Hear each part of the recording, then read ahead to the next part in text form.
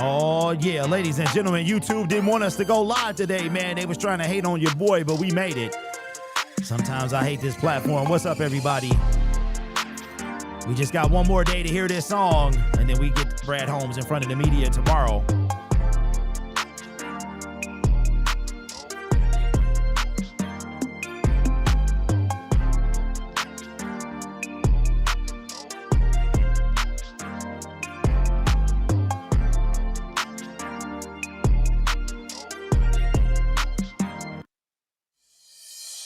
Man, what a day yesterday was. The Detroit Lions fired John Morton as OC. Just 2 days after the season came to an end. We all knew that was coming. But I think the more intriguing thing is the man that you see on the screen right here, David Blough, man, former Detroit Lion quarterback, turned Washington Commander. I believe he was the QB coach. And he was one of the first people the Lions looked at to bring in for an OC interview. I got a lot of thoughts on this, man, and we're going to talk about them today. We're also going to talk about Brad Holmes facing the music tomorrow, man. Let's go.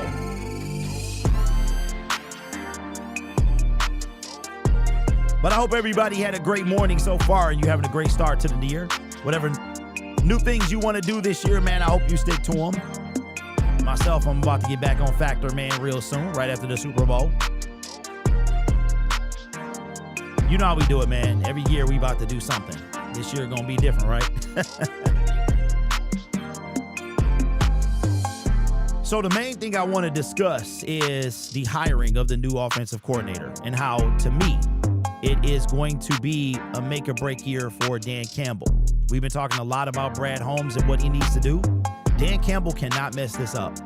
If he does, it could be the beginning of the end, honestly speaking. And we'll go more into detail of why I think that is, man. What up, everybody in the chat? We got Malachi, Kelly, Raw Detroit. Daddy, what's up, man? Marco's World. What's up, everybody? I hope y'all had a great day so far.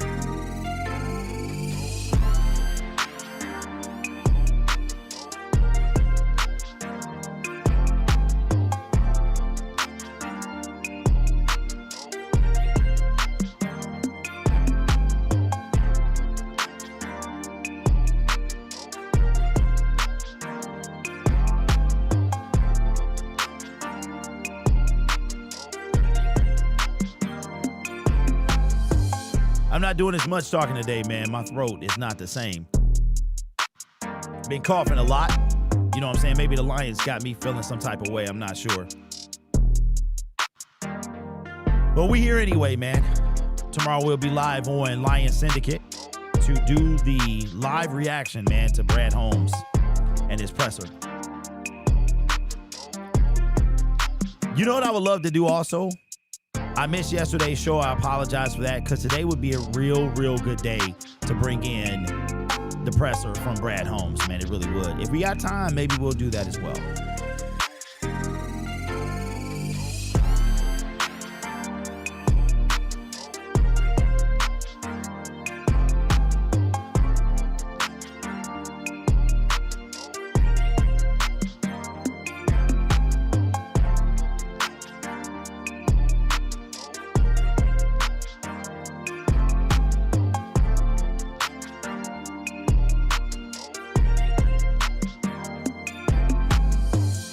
All right, what's up, everybody? Good afternoon, good evening, and good night. Welcome to Spike Kool-Aid for Wednesday, January 7th, man, 2026. Can y'all believe we're already, man, 7 days into the new year? How crazy is that? I have a feeling this offseason might go pretty fast.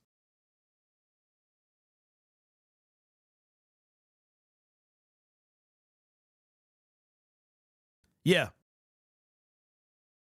I got a feeling this offseason is going to go pretty fast, man. It's been a couple off seasons that have gone by pretty fast. I think the 2022 off season went pretty fast. Before I knew it, it was May, June, and we're back at football, man. So I think that we are going to have, because this off season is going to be explosive for this franchise in one way or another. So I think that because of that, we are going to see a very quick offseason.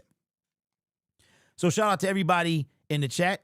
Brad Jerome, Rotilius needs to stop being so arrogant. Hey, I like that, Rotilius. What up, Auntie Taylor? I'm sorry, not Auntie Taylor, bro. I'm sorry, bro. Hey, I do wear reading glasses after all. Lord Jesus, I'm sorry, bro. What up? Taylor, what's good with you, bro? Pierce, Sully, what up?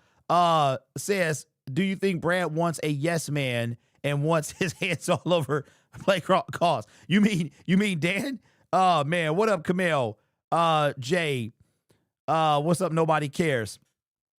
Good afternoon, everybody. Oh man. Well, that's a way to start the show. All right, y'all. So, man, did I get brighter? I did get brighter. Looks like I got brighter. Okay.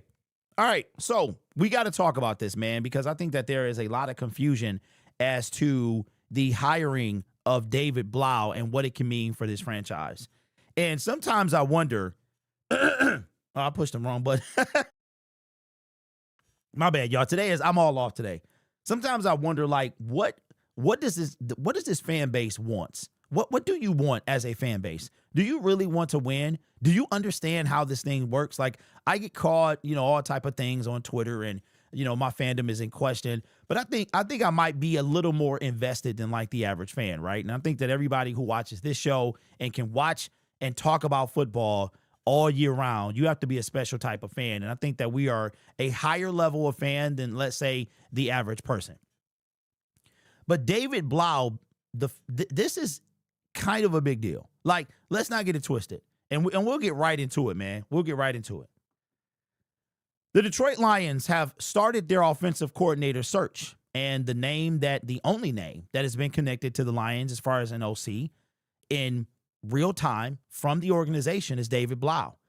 And there is so much to unpack here that there's so much discussion.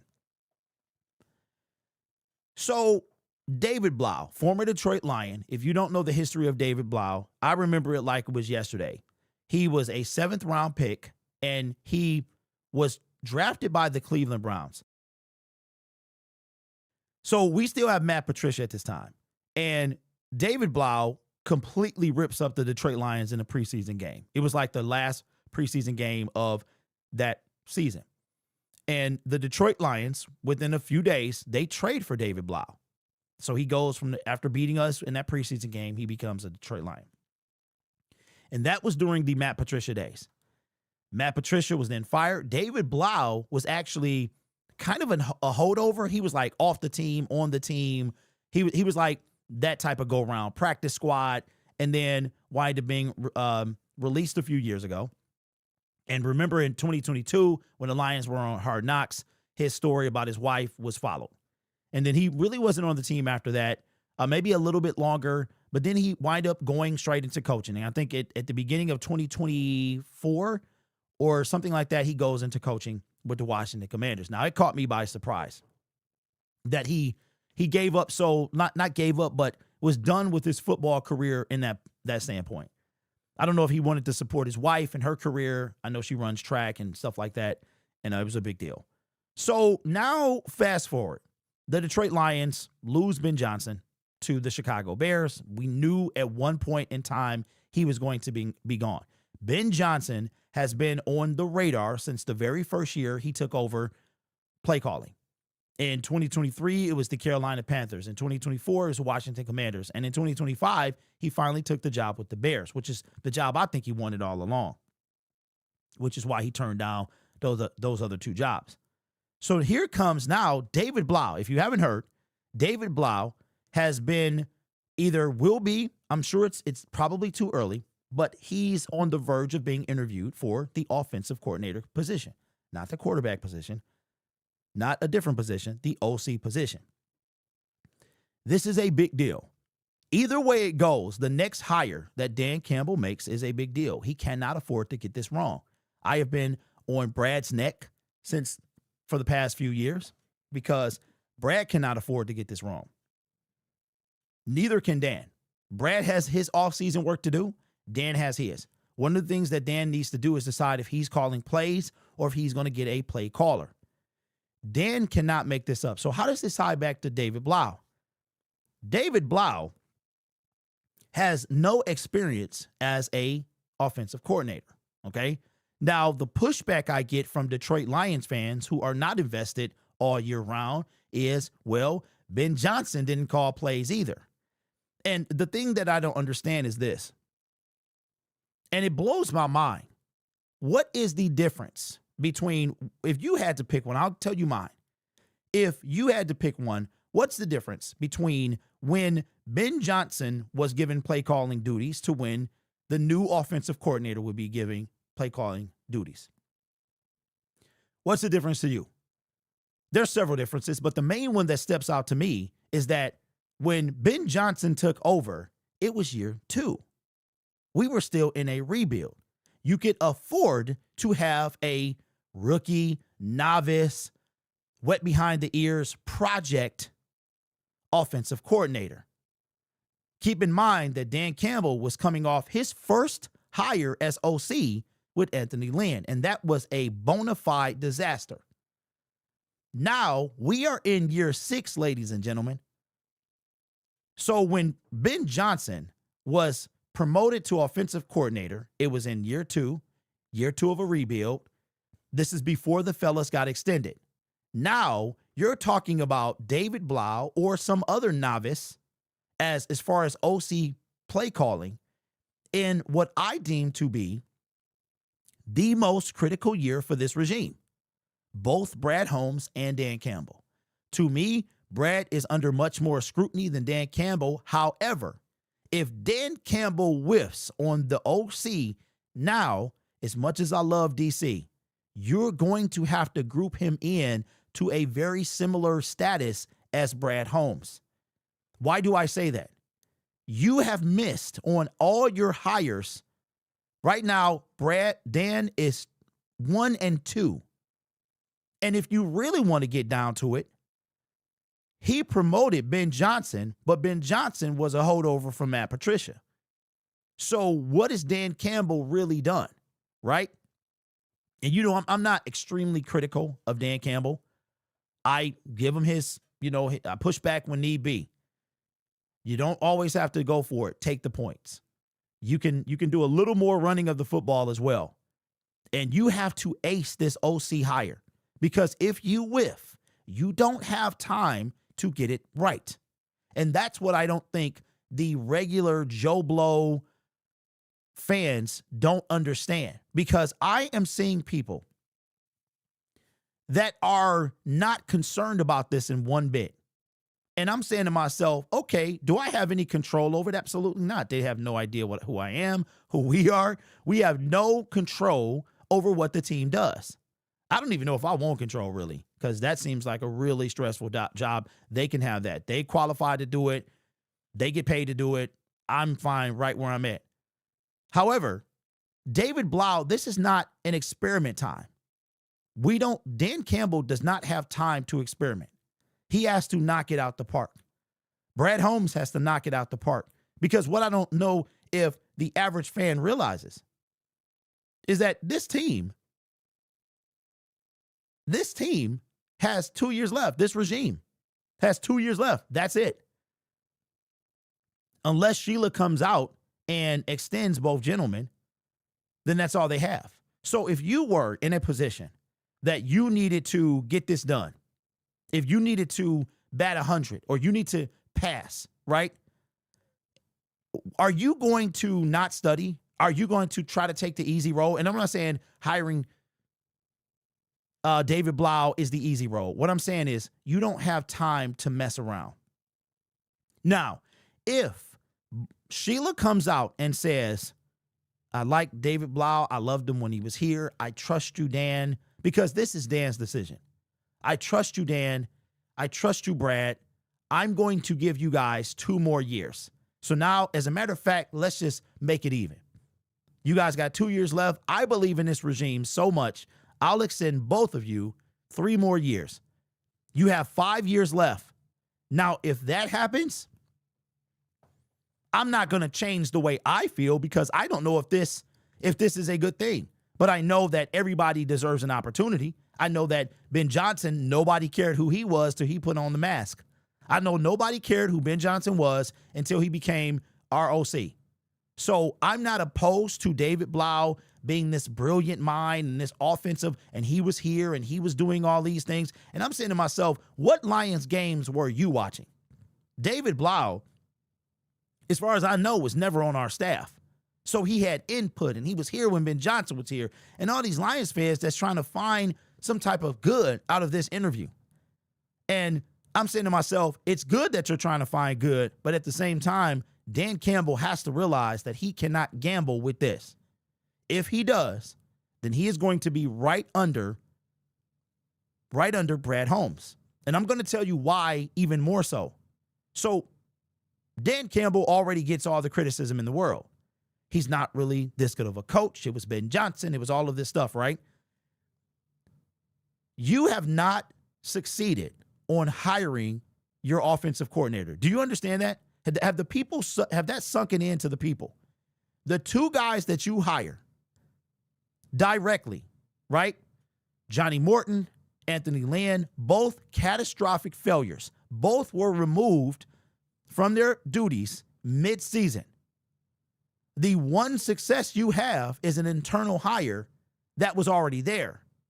So right now, your track record is not looking the best, right? So if you bring in David Blough in year 6 of a 7-year deal and he fails, then you have to start asking yourself, well, Dan can't get this offensive coordinator thing right. So is he the right guy? Now, I would prefer, here's what I would prefer. If Dan Campbell cannot find the right guy, whether it's, if they believe that David Blough is the right guy, then so be it. Whoever he brings in, he is tied to them. Good or bad, Ben Johnson, clone or not, he is tied to the next OC. And I think that that's why they fired Johnny Morton so quick, because they need to get ahead of this. They know that they have to get this right. And whether it's a college guy or somebody from another team, they need as much time as possible to get this right. So do I know if David Blough or think he's going to be hired? I don't know. I am concerned, though, because whoever it is, he's got to be the right guy. He's got to be the right guy. He has to work, because if he doesn't, then Dan Campbell is going to be joining Brad Holmes really close to that hot seat. He's going to have to scoot over a little bit, and he's going to have to, and I love Dan Campbell, but he's going to have to scoot over. Brad going to have to make some room for him, because now you're asking yourself, you can't even get this right, bro, right? And you got all these factors going against you about coaches and QB or general managers and all this stuff that don't win after so many years. So this is a big deal. This is a big deal. Brad has a whole lot of stuff that he needs to clean up. Dan has to ace this. He cannot get this wrong. Let me know what you think. This is something that has to be done right. But if he messes up, he could be joining Brad Holmes on that hot seat. Blough might be a really good OC, though. Okay, so here's what I'm trying to say to everybody. Hey, lady, here's what I'm trying to here's what I'm trying to say. I don't know if I was clear, and I don't know how much more clear could I be.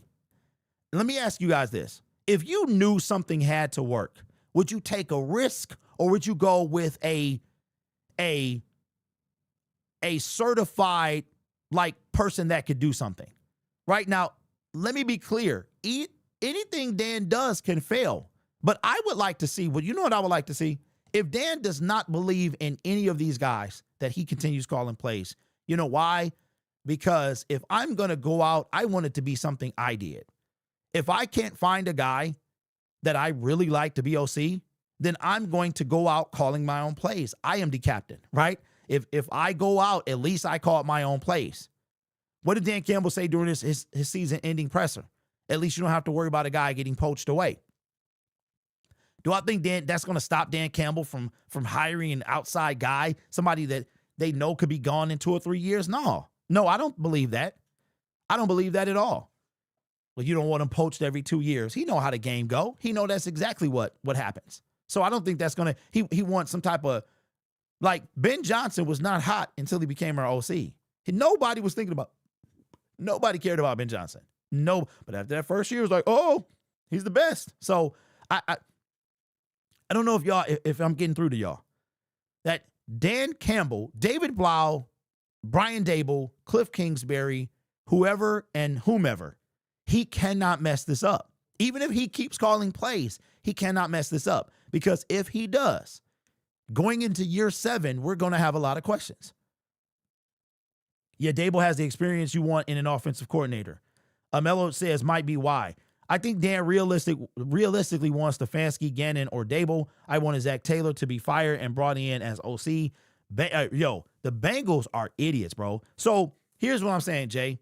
And Jay, give me some feedback. Do you think that Dan Campbell is in a position to be risky? That's what I'm saying with this hire. I mean, you're taking a risk regardless, but you're taking more of a risk. If Dan Campbell keeps the play calling, he's taking a risk. If he hires Brian Dable, he's taking a risk.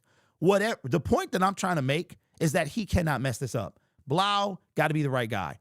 Dan Campbell calling the plays has to be the right decision. Brian Dable, right decision. Cliff, right decision. Whoever it is, he cannot fail. He has to knock this out the park. Exactly, 1H. That's what I'm saying. Okay, so Kamel says David Blough is a high risk, high reward, but I don't think he is worth the risk to risk it. And that's what I'm saying. If this was year 2, I would be very intrigued. I'd be like, oh, okay. All right. If we were in year 2 of a rebuild, I'd be like, well, nobody saw that coming. And then we'll let it play out. If we were expecting, like, nobody says, I mean, to me, it's crazy. You are at this point trying to assemble the Avengers because you are up against a Thanos level threat. I tried to say 2 words at the same time. We are in the end game. That's the perfect, and shout out to the new movie that's coming out at the end of the year. Still got to watch the 3rd trailer. I think it's 1 more to go. And I heard the last one was fire. But to bring it to the end game, Dan Campbell and Brad Holmes are in the end game for sure. Doctor Strange is just like this. He holding up. Spoiler alert too, by the way. You should have. Everybody saw it. This is where we at. we are. Hey, Dan Campbell looking at Doctor Strange. He looking at Sheila, and Sheila doing this. Sheila's like, and Dan Campbell looking at Sheila, holding up hey, we got one possibility. You got to get this right. Y'all have to become winners. We are not in this. This is not Iron Man. You know what I'm saying? Before you knew the Marvel universe was going to be what it is. This is Endgame. We are in Endgame. I want to experience or being a newbie on the job. Yeah, if this was 2022 or 23, I'd be all for David Blough. We don't have time to develop any coordinators. We need Dayball badly. You're right. Dan can't afford to miss and should definitely go with more established. And so here's what I'm also saying, guys. That guy could fail too. Whoever he brings in could be a disaster. But at least you took your chance on a guy who had some type of credentials. If you believe, look, if Dan Campbell brought in David Blough and David Blough was just the guy, he was like Ben Johnson 2.0, David Blough 1 of 1, I would be like, yo, Dan Campbell, what a story. Like, that'd be like, dog, you took a chance in a year 5 of 6 of 7. In year 6 of 7, your job was on the line, and you risked it all on David Blough working. Like, that is crazy. That would be a story right there. Let me see. Rich says, well, this is a hot job. We need to do a great interview to find the right fit. Craig says Dan needs to bring anyone willing to interview and use multiple people on that interview board to assist this. I agree. Being experienced over being a newbie, we have a solid core. We have a solid core of players. They're going to need legit help at the OC position. Shepard will still need defensive assistance. What up, Trey? I'm not going to act like I know who the good coordinators is. All I got is prayer. And you know what? You know, I'm hearing that Kingsbury wouldn't really be the right fit for Goff because of what he's usually working with. He had Kyler Murray in college. He had Kyler Murray in the pros. He had Jaden Daniels in Washington. And Jaden Daniels didn't want him fired. As a matter of fact, the Washington team, they're not very happy about this. I saw a tweet today, and I'm wondering if maybe next year Dan Quinn could be fired, because it sounds like that team is in shambles. It seems like he might have lost that team already. He might be Pete Carroll like 2.0, because the quote was like, there's a lot of blank going on. And I'm like, wow, that's crazy. What up, Reg? JC says, a new OC has no history, meaning no tape to study. If you don't know a team's tendencies, it's really hard to scheme against. Being a fresh OC can be a great thing. JC, look, no lies detected there. No lies detected. Let me ask you something. If you knew that, okay, you had, I don't know, an established brand that has a history of giving you a great product, right? And then you have a choice at something you've never tried. It's new. You're interested, but you trust this brand over here because they have a track record of nothing but good. Maybe a few bumps in the road, but you've had them before. You've tried their product. You know they got something new. Are you going to go with this startup thing? And you got to make it work. Like you absolutely need this. It's crucial. This thing has to last you 5-10 years. Are you going to go with something that has no track record or something that does? So that's what I'm asking. Dayball and Gannon. Next video, why don't you talk about Jim Schwartz being the next defensive Lions coordinator? Because I don't think he's going to be the Lions coordinator. I think he potential. Okay. Jim Schwartz has a massive opportunity. I'm going to tell you what it is. It involves the Detroit Lions, but not as you think. Right now, Jim Schwartz is being interviewed for a head coaching job. I liked him when he was here. He was kind of like a weird. He was like in between, he was not as bad as Patricia as far as like his personality. But if you guys remember Handshake Gate back in 2011, that was Jim Schwartz. And he had us at 5-0 at the time. Never really felt like about him like I felt about Dan Campbell. The closest to that was Jim Caldwell. But if Jim Schwartz is hired as a head coach, he will be the first Lions head coach outside of somebody in the 50s who was already a Lions head coach that they rehired. The Lions fired a guy and rehired that same guy a few years later. He will be the first former Detroit Lions head coach to land a permanent head coaching job in the NFL again. So he had a lot riding on him. That'd be something. That'd be quite the record to break. So no former Detroit Lions coach has ever been a head coach in the NFL outside of the guy that they rehired back in the 50s. So not Jim Caldwell. He tried. He failed. Morningweg, Marinelli, nobody. Steve Mariucci doesn't count because he was already a coach and then came to the Detroit Lions. And he did not become a head coach again. After you become a head coach for the Detroit Lions, you do not become a head coach in the NFL again. Okay, choosing Blough just seems like a yes man pick. Let me see. Oh, hey, it's Jessica says that is the point. He's a player's coach, literally. Okay, let me see. What did he say? What's up, Bobby? Says sounds like Dan is just as cheap with these coordinators. First timers means cheap. I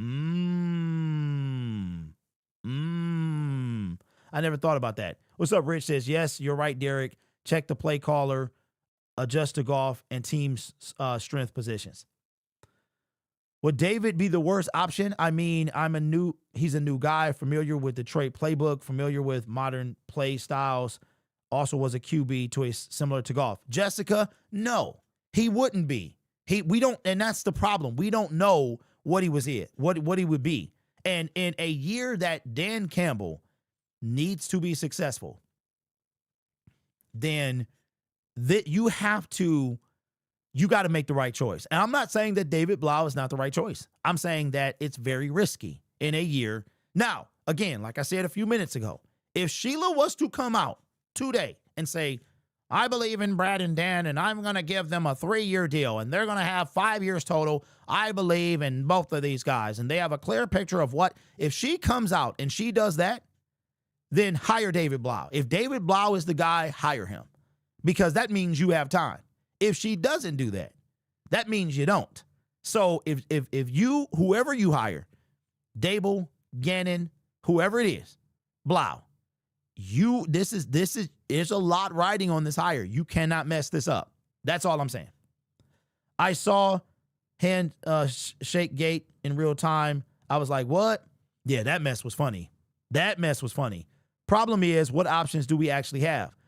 Jessica, I don't know. I mean, I don't know how. There's a lot of the hottest names are probably head coaching candidates, but not all of them are going to get jobs. So, I mean, this might take a little bit of time for the Lions, because you have people that's going to be interviewed, and then they might run their course, and then they come back here. Because I know, remember, so Cliff Kingsbury, he hasn't been the head coach in 3 seasons.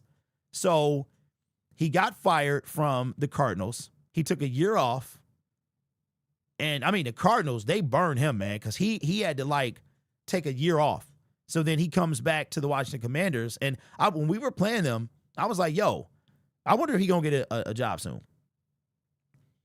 We need someone with some chops. Proven guys want to come to Detroit. Proven guys want to come in and run things their way. These young guys will follow orders. I'll take Jim Bob Cooter at this point. Wow, that is crazy. That's crazy. I think Dan is trying to hire someone that won't leave after 1 season. Well, look, that could also be an issue. But here's the thing. All right, so let's talk about this. Okay, let's think about this. How many Ben Johnson offensive coordinators are out there? How many of them? I don't think in the past 5 years that I've been kind of in touch with this, that there's been a hotter name than Ben Johnson. As far as for head coaching. Think about it. How many people are going to come in of the established guys and immediately get a job? Not a lot of them. For instance,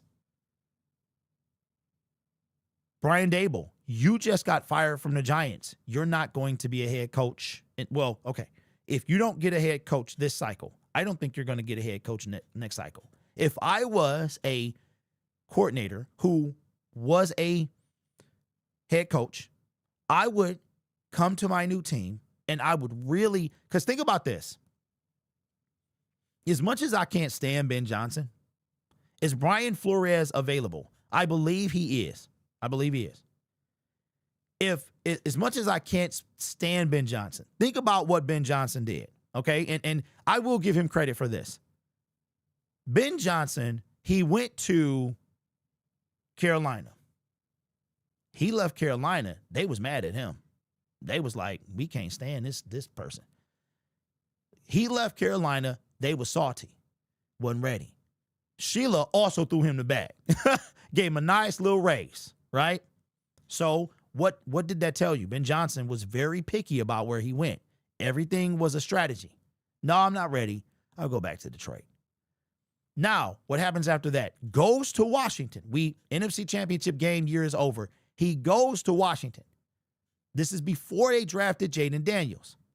You're on the plane, and something told you that you didn't want to take this job. You tell them on the plane that you don't want the job. And they really was mad at Ben Johnson. 2 years in a row that Ben was the hottest coaching candidate in the NFL, and he passed it, okay?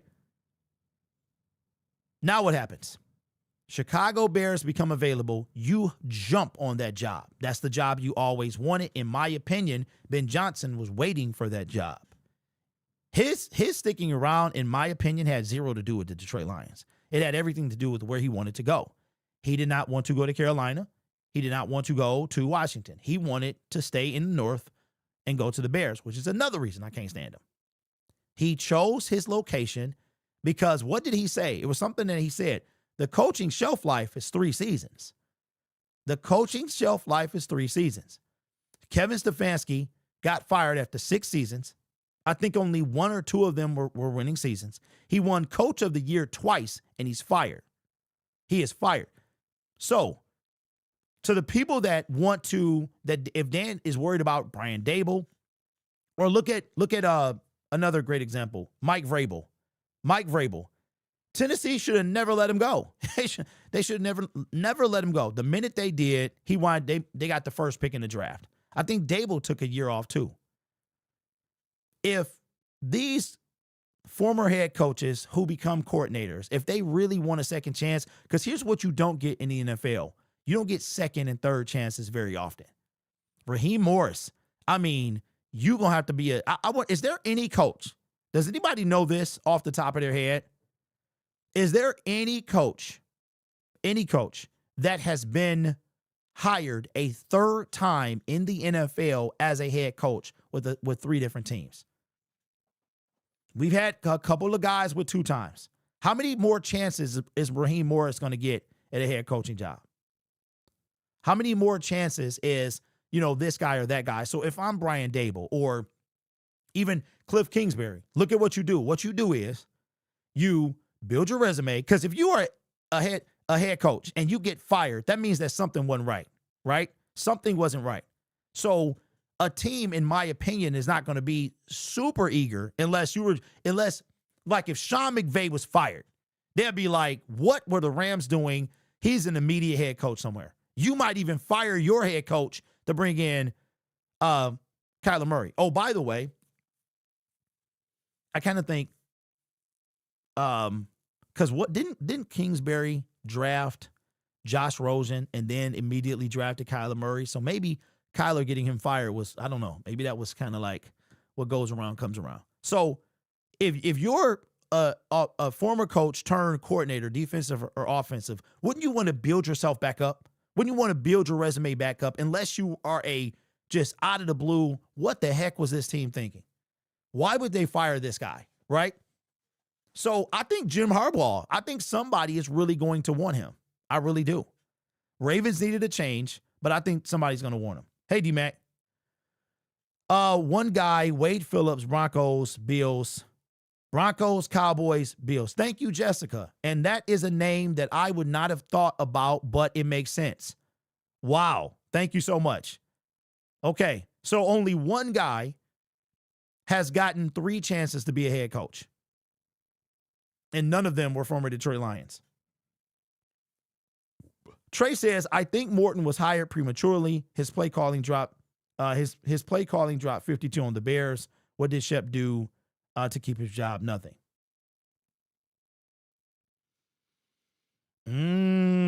Okay, Trey. Let me retort to that. Maybe it wasn't really Morton. Maybe it wasn't really Morton, bro. Maybe Dan was behind that. Maybe it was more Dan than we thought. I think there's a reason he was fired. I do. And as far as Shep is concerned, I'm not mad at you, bro, because I'm like this. Now, you know what? Okay, so look, let's talk about this. All right, so everybody in the comment section is just not necessarily this video, or this live stream, but John Gruden, right? Bring him in for a coordinator position. It's not going to happen. It's not going to happen. There are several reasons that it's not going to happen. I can't remember if the lawsuit has been dismissed between him and the NFL. I don't see John Gruden being a coordinator anywhere. First and foremost, does he want to return to coaching? And if so, in what capacity? 2, John Gruden, the personality of John Gruden is something that I just don't believe that the Detroit Lions as an organization can absorb. I just don't see it happening. I just don't see it happening. If he decides to come back to the NFL, I know at one time he did, but I think he's happy doing what he's doing. He's doing a great job on his YouTube channel. I think he's on a couple shows. I mean, anybody with his type of knowledge can do anything football related and it be successful. When I found his YouTube channel, he had like 1,000 subscribers. I blinked my eye, he was at 50, and now he's everywhere. So does he want to come back? Does anybody want to deal with Jon Gruden? And then you have a situation like this. We were talking about yes men in the comment section. And if David Blough was hired, or any OC for that matter, would they be a yes man? Basically, would they have their own personality, or would they do what Dan Campbell wanted them to do? Exclusively. I mean, he is their boss, but you know what I'm saying. With no pushback at all. You talking about like the ultimate alpha is Jon Gruden. And you got two of them boys. And I think Aaron Glenn had the alpha mentality as well, and it did work with him. But let's be clear. You got Aaron Glenn, and then you got like Jon Gruden. Two different things, two different people, two different personalities. I don't think that Jon Gruden can do anything but become a head coach. That's what I think. So as much as people would love, you're talking about a name that it would just bring you joy. Could you imagine Jon Gruden on the Detroit Lions? No, you can't. Just like you can't imagine Myles Garrett because it won't happen. You can't imagine Max Crosby because it's very unlikely. Jon Gruden only has one position in his future, and that is a head coach somewhere. I believe he wants to get back into coaching, but I don't think it is going to be with the Detroit Lions. Chris says Gruden don't like the politics. I still love Chucky. So I don't believe that this is going to be a thing. Okay, thank you. I don't think it's going to be a thing when it comes to Jon Gruden. I know you want him. I know he would bring, but just think about it. The disruption that he would bring to this team with all the attention that he would, and you have to ask yourself, is that something that you would want? The Lions have been playing it safe for a long time. This regime plays it very safe. Jon Gruden would not be doing that. He would not be doing that. However, the record is there, and we would have to fire Calvin Shepard to do that.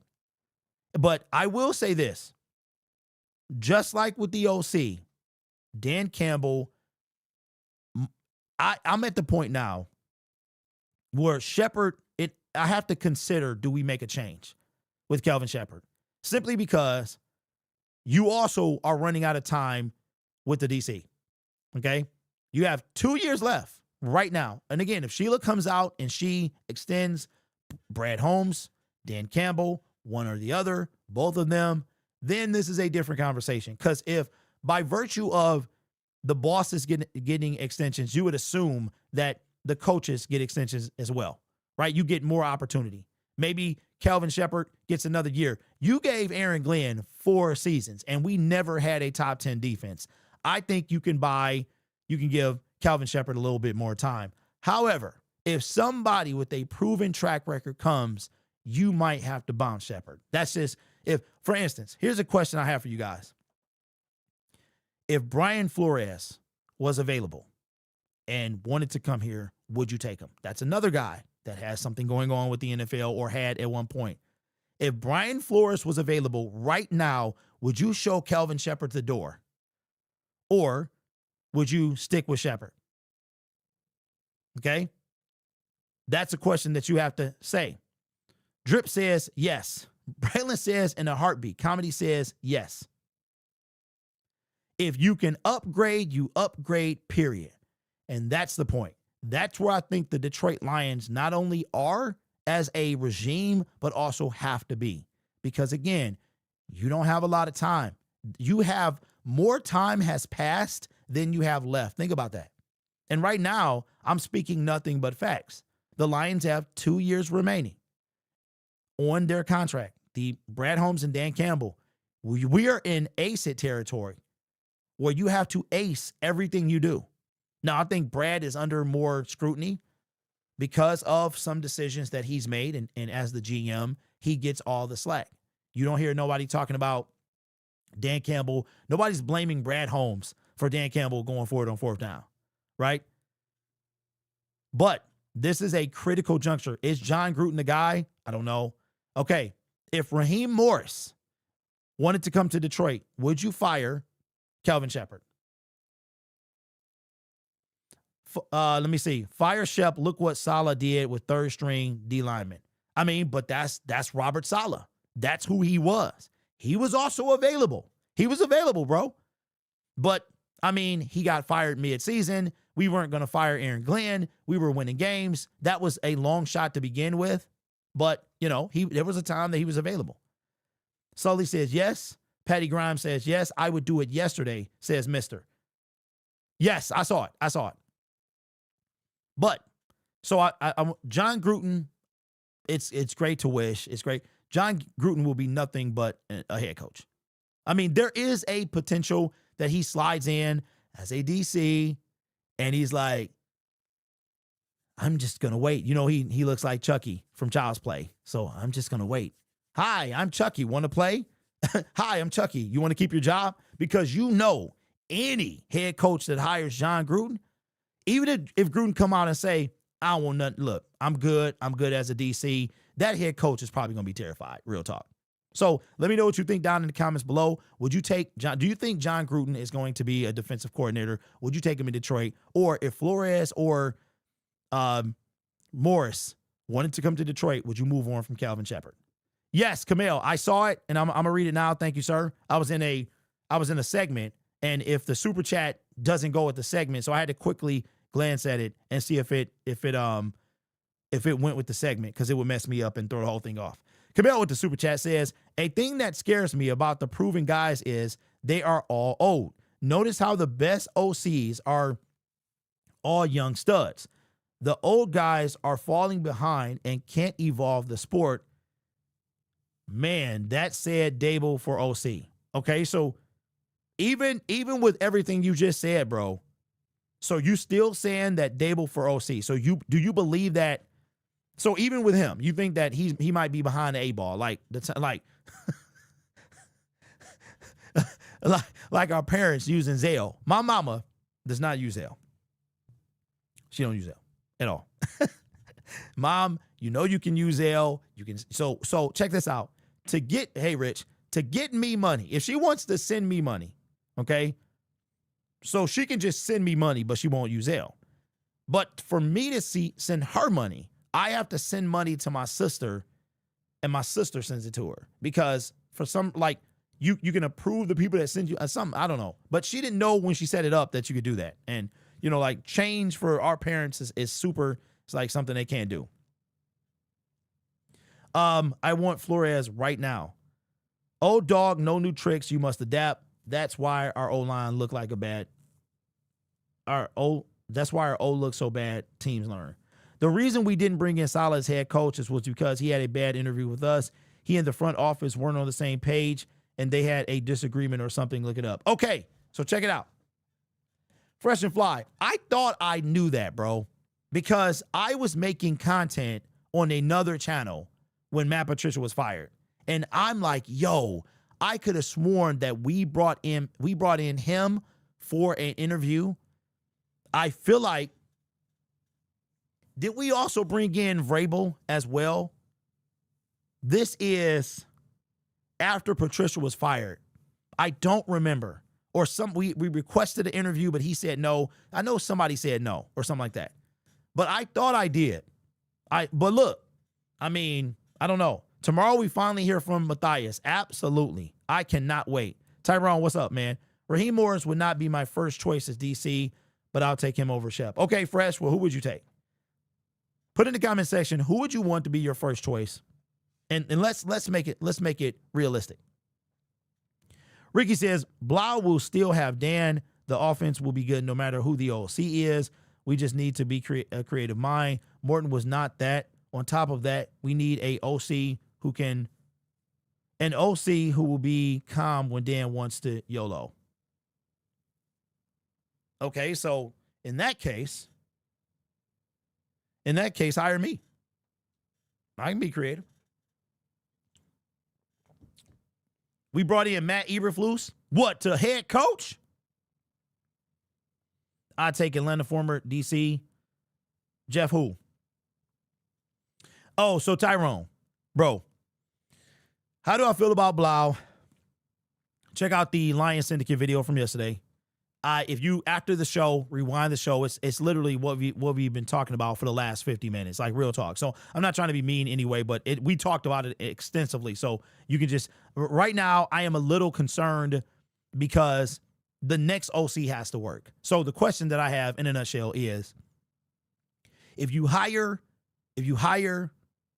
David Blough and you knock it out the park, it's a win.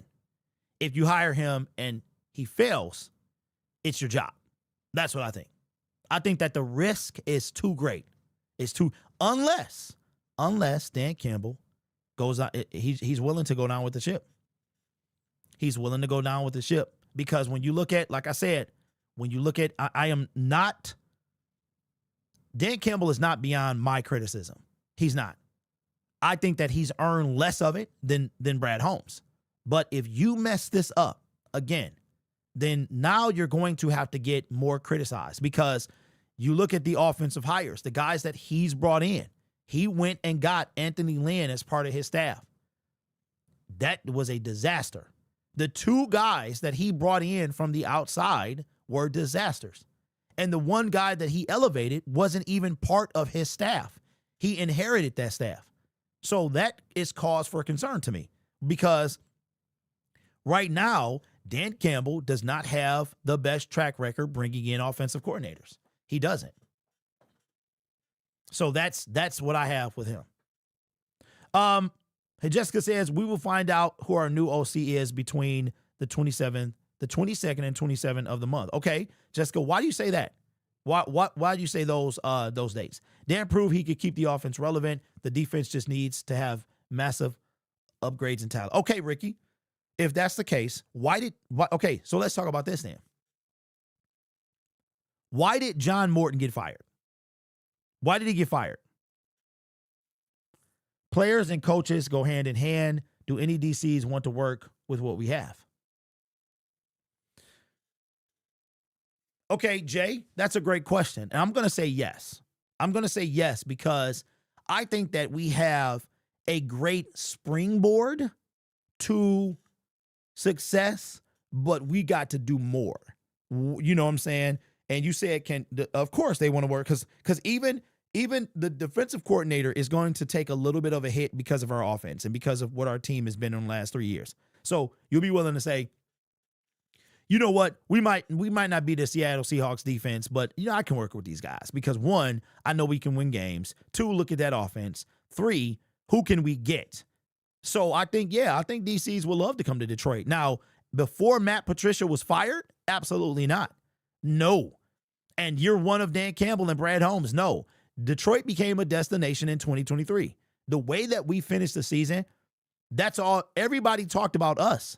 We were the hottest. We were like literally the hottest thing in the offseason. Everybody was talking about. We went from like non-existence to Super Bowl. People was like, yo, this team is on the come up, bro. So absolutely, I would see somebody coming. Morton was announced on the 26th. Oh, okay. All right. That's the same thing I would have done. I would have used that same logic. If Shep is fired, AG will pick him up fast. Lack of creativity and predictability. He was a snooze fest, and I don't think the players have faith in him. I agree with that because he was running the ball like an idiot to the heart of the D. That's funny. His strategies didn't work. Dan doesn't like calling the plays. I think Dan shouldn't call the plays. Do you think if Shep is fired, if Shep was to be fired, it would have happened already? Or do you think this will be something Dan has to think about more? Kamel, I think the latter. I think Dan, and again, I'm going to keep coming back to this because this is important. The Dan Campbell that we heard in the Sunday and Monday after the season, Sunday after the game, Monday after the season, this was a Dan Campbell that we didn't hear before. This Dan Campbell, to me, knows the urgency of this year. He knows this. Dan Campbell is on, he's on the last year of his original deal. He's going into that. Brad Holmes is on new money. He's on new money right now. So, without an extension from Sheila, then these guys have 2 years left on their shelf life is 2 years. They expire in 2 years. Like literally their contract expires in 2 years. And I've always said this. I don't think either man will be fired. I think the worst case scenario for Brad Holmes even is he's just not renewed at the end of 2027. That's my honest opinion. However, can he work himself up to be fired? Absolutely. Marcus Davenport, immediate firing. No, I will drive to Allen Park myself, hop the fence, fire him, and then get arrested. Like, I'll be like, I just yell, you're fired. It'll be worth it. If you bring back Davenport, somebody said even like Pascal is a fireable offense. Right now, Brad Holmes is in fireable offense territory. Fireable offense. A fireable offense is re-signing Marcus Davenport. And anybody else you want to add? Anybody else you want to add? I don't think Byron Leftwich has coached in like 3 years. Really? I just heard his name. I was watching one of the college games, and I was like, did he go to college? So, yeah, I remember him, man. He was everywhere. I was really rooting for Byron Leftwich to get a coaching job. He had the ugliest throw I've ever seen. Like, I think Phillip Rivers' throw is horrendous. Like, how the heck did you get drafted 4th overall with that throw? But Byron Leftwich, his throw was ugly. It was ugly. Let me see. David Webb, just take a look into that guy. He's an interesting candidate. I have heard his name before, Jessica, for sure. Our offensive line our offensive issues is line continuity, using David Demont Moore and letting J-Mo use route tree instead of deep plays every route. There's no way he's bringing back Davenport. You know what? Hey, I don't think so either, Jay. I'm just saying, if he does, then he out the door the same day. All right, so I will say this. The guys that you want for either offensive or defensive coordinator, they're going to be guys like that tried. I think that it's probably going to be a guy that tried to get a head coaching job and was turned down. I think that's the guy that, so what guy do you think, what is there, 6 openings now or something like that? What guy do you think, like, so I think we have to wait. And I believe that's why Morton was fired 2 days after the season ended, because Morris was fired Sunday night. The GM was fired right behind him. Then you had Pete Carroll and all them guys fired on Monday. And I don't think any firings happened yesterday. No, Harbaugh got fired yesterday. So today, like, somebody could be fired, right? Somebody not in the playoffs could be fired. But I think that the Lions wanted to get a head start. They want it because it's somebody out there that they see that they like. And they probably reached out and said, hey, you know, I know you got this head coaching job somewhere or interview somewhere. You know, after that, come, if you're interested, come interview with us. I think we could see that. Who it is, I don't know. It's 7 openings. It's 7. Okay, so Harbaugh made it 7. Holy smokes. All right, let me pull up wow. And then we'll wrap up the show for today. Now, tomorrow. Oh, man, I wanted to bring. You know what? We might have to go to overtime. Man. You know what? We can go to overtime. I need like an overtime soundbite. Okay, so because we have to do this today. Because if we don't do it today, tomorrow it's going to hit different. All right, so here are the teams. Let me see, just off the top of the dome, who need head coaches. Arizona Cardinals, Atlanta Falcons, they need head coaches, so that's 2. And then you've got the New York Giants, that's 3. Tampa Bay is not yet. Washington, okay, so 3. Baltimore Ravens, that's 4. Cleveland Browns, that's 5. Las Vegas Raiders, that's 6. And who is 7? The Tennessee Titans. Holy smokes. Now, here's something that I heard today.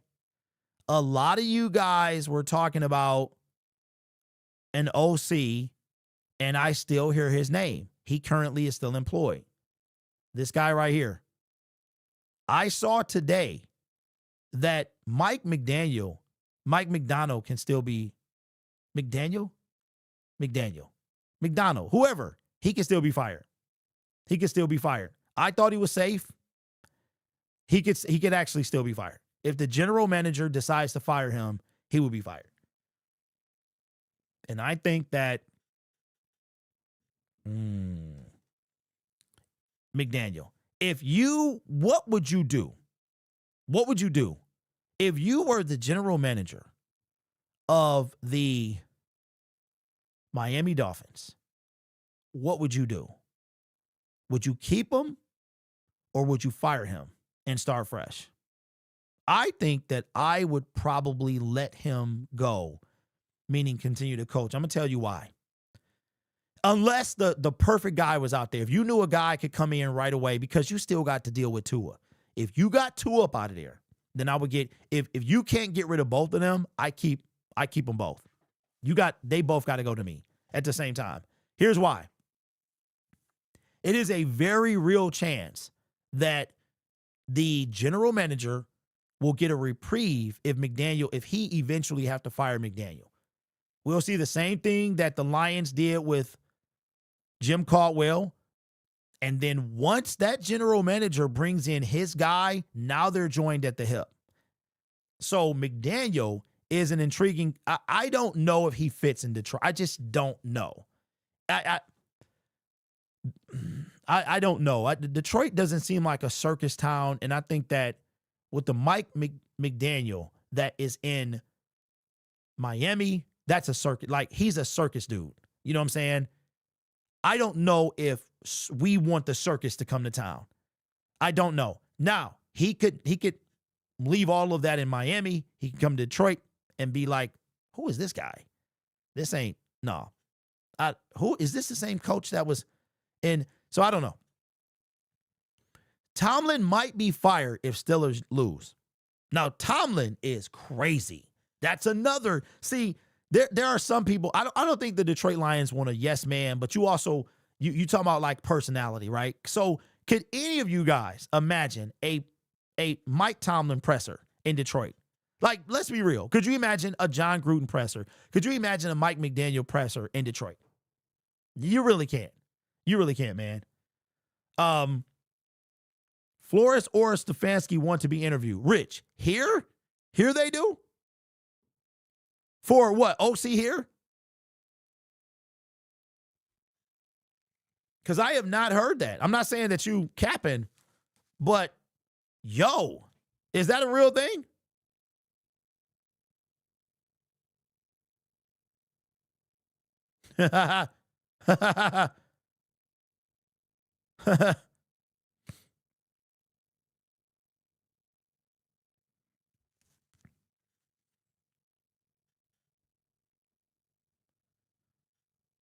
That's crazy. All right. Because the Bengals are stupid. The Bengals they are a dumb organization. They've always been. They're a dumb organization. All right, give me 1 second.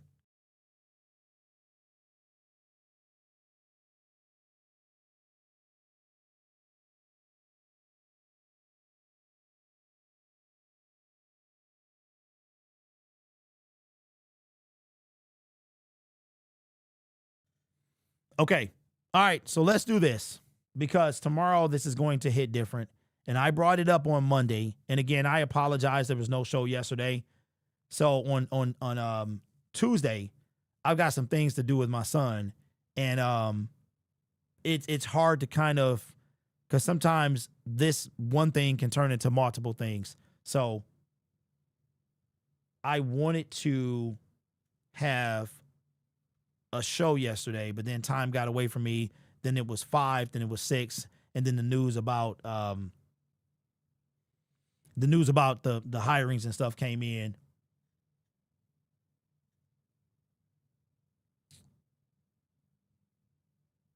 Okay.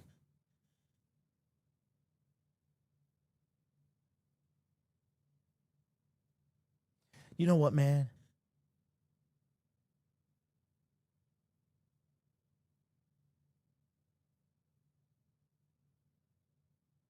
Dang, bro, this needs to be a show all in itself.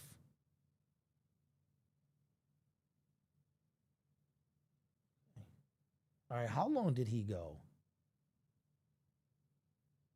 Yo, he went quite a while. All right, so we got two options. And it's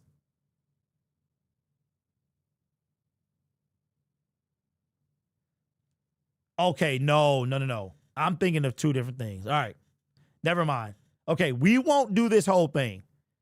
If I would have had a show yesterday, this whole show could have been about what we're about to do, but unfortunately, I don't have time to do this whole thing.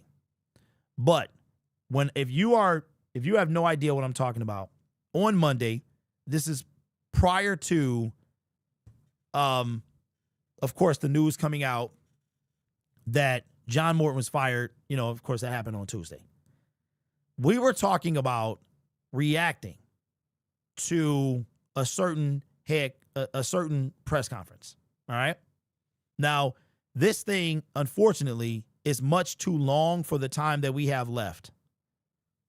But is AQM leaving? Probably. He's probably going to leave because, okay, an article on New York Post just dropped regarding McDaniels about what, him getting fired or what, the potential. So when it comes to AQM will probably leave. He's probably going to leave because I got to make a video on that. He said he'll go, like if a team value him, that he'll go. All right. So this won't be a segment and we won't be on for too long because this will go far too long for the time that we have left in the show because we're on overtime right now. And because I missed the show yesterday, we had a lot of ground to cover today. But tomorrow is a huge day, a very big day for this organization. It's a very big day. Tomorrow is the day that we get to hear from Brad Holmes for the first time since the preseason. And he has a lot to talk about. He has a lot that he needs to answer for. A lot of responsibility, accountability that I want to hear. And what I wanted to do, and I mentioned this on Monday, I wanted to go back in the archives and I wanted to bring up the Brad Holmes of 5 years ago versus the Brad Holmes of the now and how different he is. So, of course, we can't do this whole thing. The only way I would be able to do the whole thing is if I just let him talk completely through because he is up here a very long time, a long time. He's up here for over 40 minutes and me stopping it. So, and unfortunately by tomorrow, it'll be like irrelevant because it won't be irrelevant, but we could still talk about it tomorrow. But if I would have known it was this long, I was initially thinking of when they introduced Jared Goff. That's what I was thinking about when he was they were actually in Allen Park or Ford Field, wherever it was. So I wanted to just kind of briefly go over and see the Brad Holmes of the then versus the Brad Holmes of the now. And we'll just a little bit of it.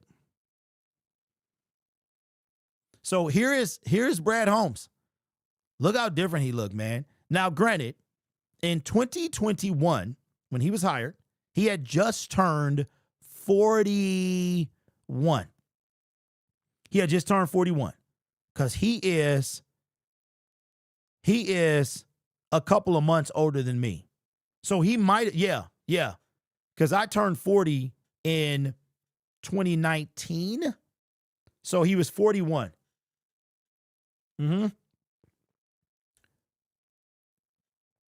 So I wanted to compare the Brad Holmes of the now to the one that we're going to hear tomorrow.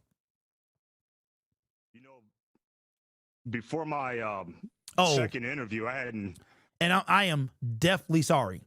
This is during the COVID days. We still in full-blown COVID interviews. And, that's like one of the biggest regrets that I have about Dan Campbell's introductory press conference is it was via Zoom.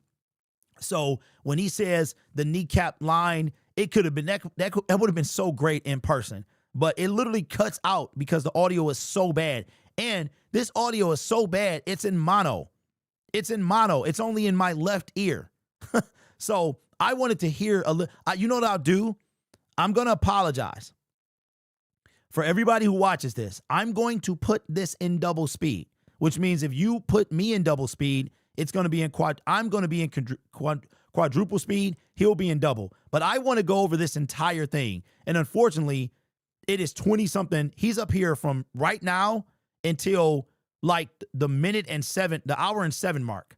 So that's the only way we're going to get through this. So I apologize for all of this because we just don't have time to sit here for 37 minutes. So I'm going to put this in double speed, unfortunately. Hopefully that's something you guys can handle, but you can also lower that to one time speed and it'll sound normal, but then I will sound slow. Okay. So that's the best way I could do it without sitting here for another hour. I hadn't been to the Allen Park facility since I interviewed here that to be audio a PR intern, actually. Is terrible. Jeez, that audio is terrible. Look how different he looks, man. Lord have mercy. Look, I don't know if I can get through this. That audio is terrible. And this is right before I ended up being a Rams PR intern. So it's really funny how everything became when it got full circle. But first off, I want to thank Sheila Ford Hamp and the entire Ford family. I want to thank Rod Wood, Chris Spielman, and Mike Disner. You know, you can prepare all you want for these jobs, and it was my first time coming into it. And the biggest advice that I received is that in terms of the interview process is that they're all different. And this process, and specifically to the first interview, is not truly knowing what to expect going in. And obviously had some nerves running and, you know, didn't know what to expect. But in that first interview, the nerves quickly went away. And it really was Miss Camp. And she had such an immediate positive impact on me so early on that I got off that interview and I told my wife, I wasn't expecting that. And the reason why I say that is it literally started off as a virtual Zoom process. But by the end, it felt like we were sitting by a fireplace or a campfire, just getting to know each other. And, you know, sometimes you just get that feeling that when you know something is right, it just feels right. Well, Miss Hampton had an incredible soul that I was really able to connect with. And just the whole process was A1 first class. Couldn't be more excited. And the dialogue with Rod Wood had been excellent. The rapport I had with Chris Spielman, Mike Disner throughout the process was extremely genuine, extremely natural. And I couldn't be more excited to work with a group like this. When I first spoke to Chris Spielman. All right, so early on, yes, I feel sorry for these guys because I can only imagine the pressure that they're under. Him and I are the same age. And not only has, I don't know if he's like, I mean, I've gained a nice chunk of weight as well, but the immediate thing that jumps out to me is he's gained weight. Now, I don't know if I mean, we're not here to talk about that, but I just want to say that, and I know one year it looked like he was swole, but he's aged tremendously. And I couldn't imagine how hard this job is. So everything I come at him for is strictly from an NFL standpoint. It's never attacking him as the man, as Melvin.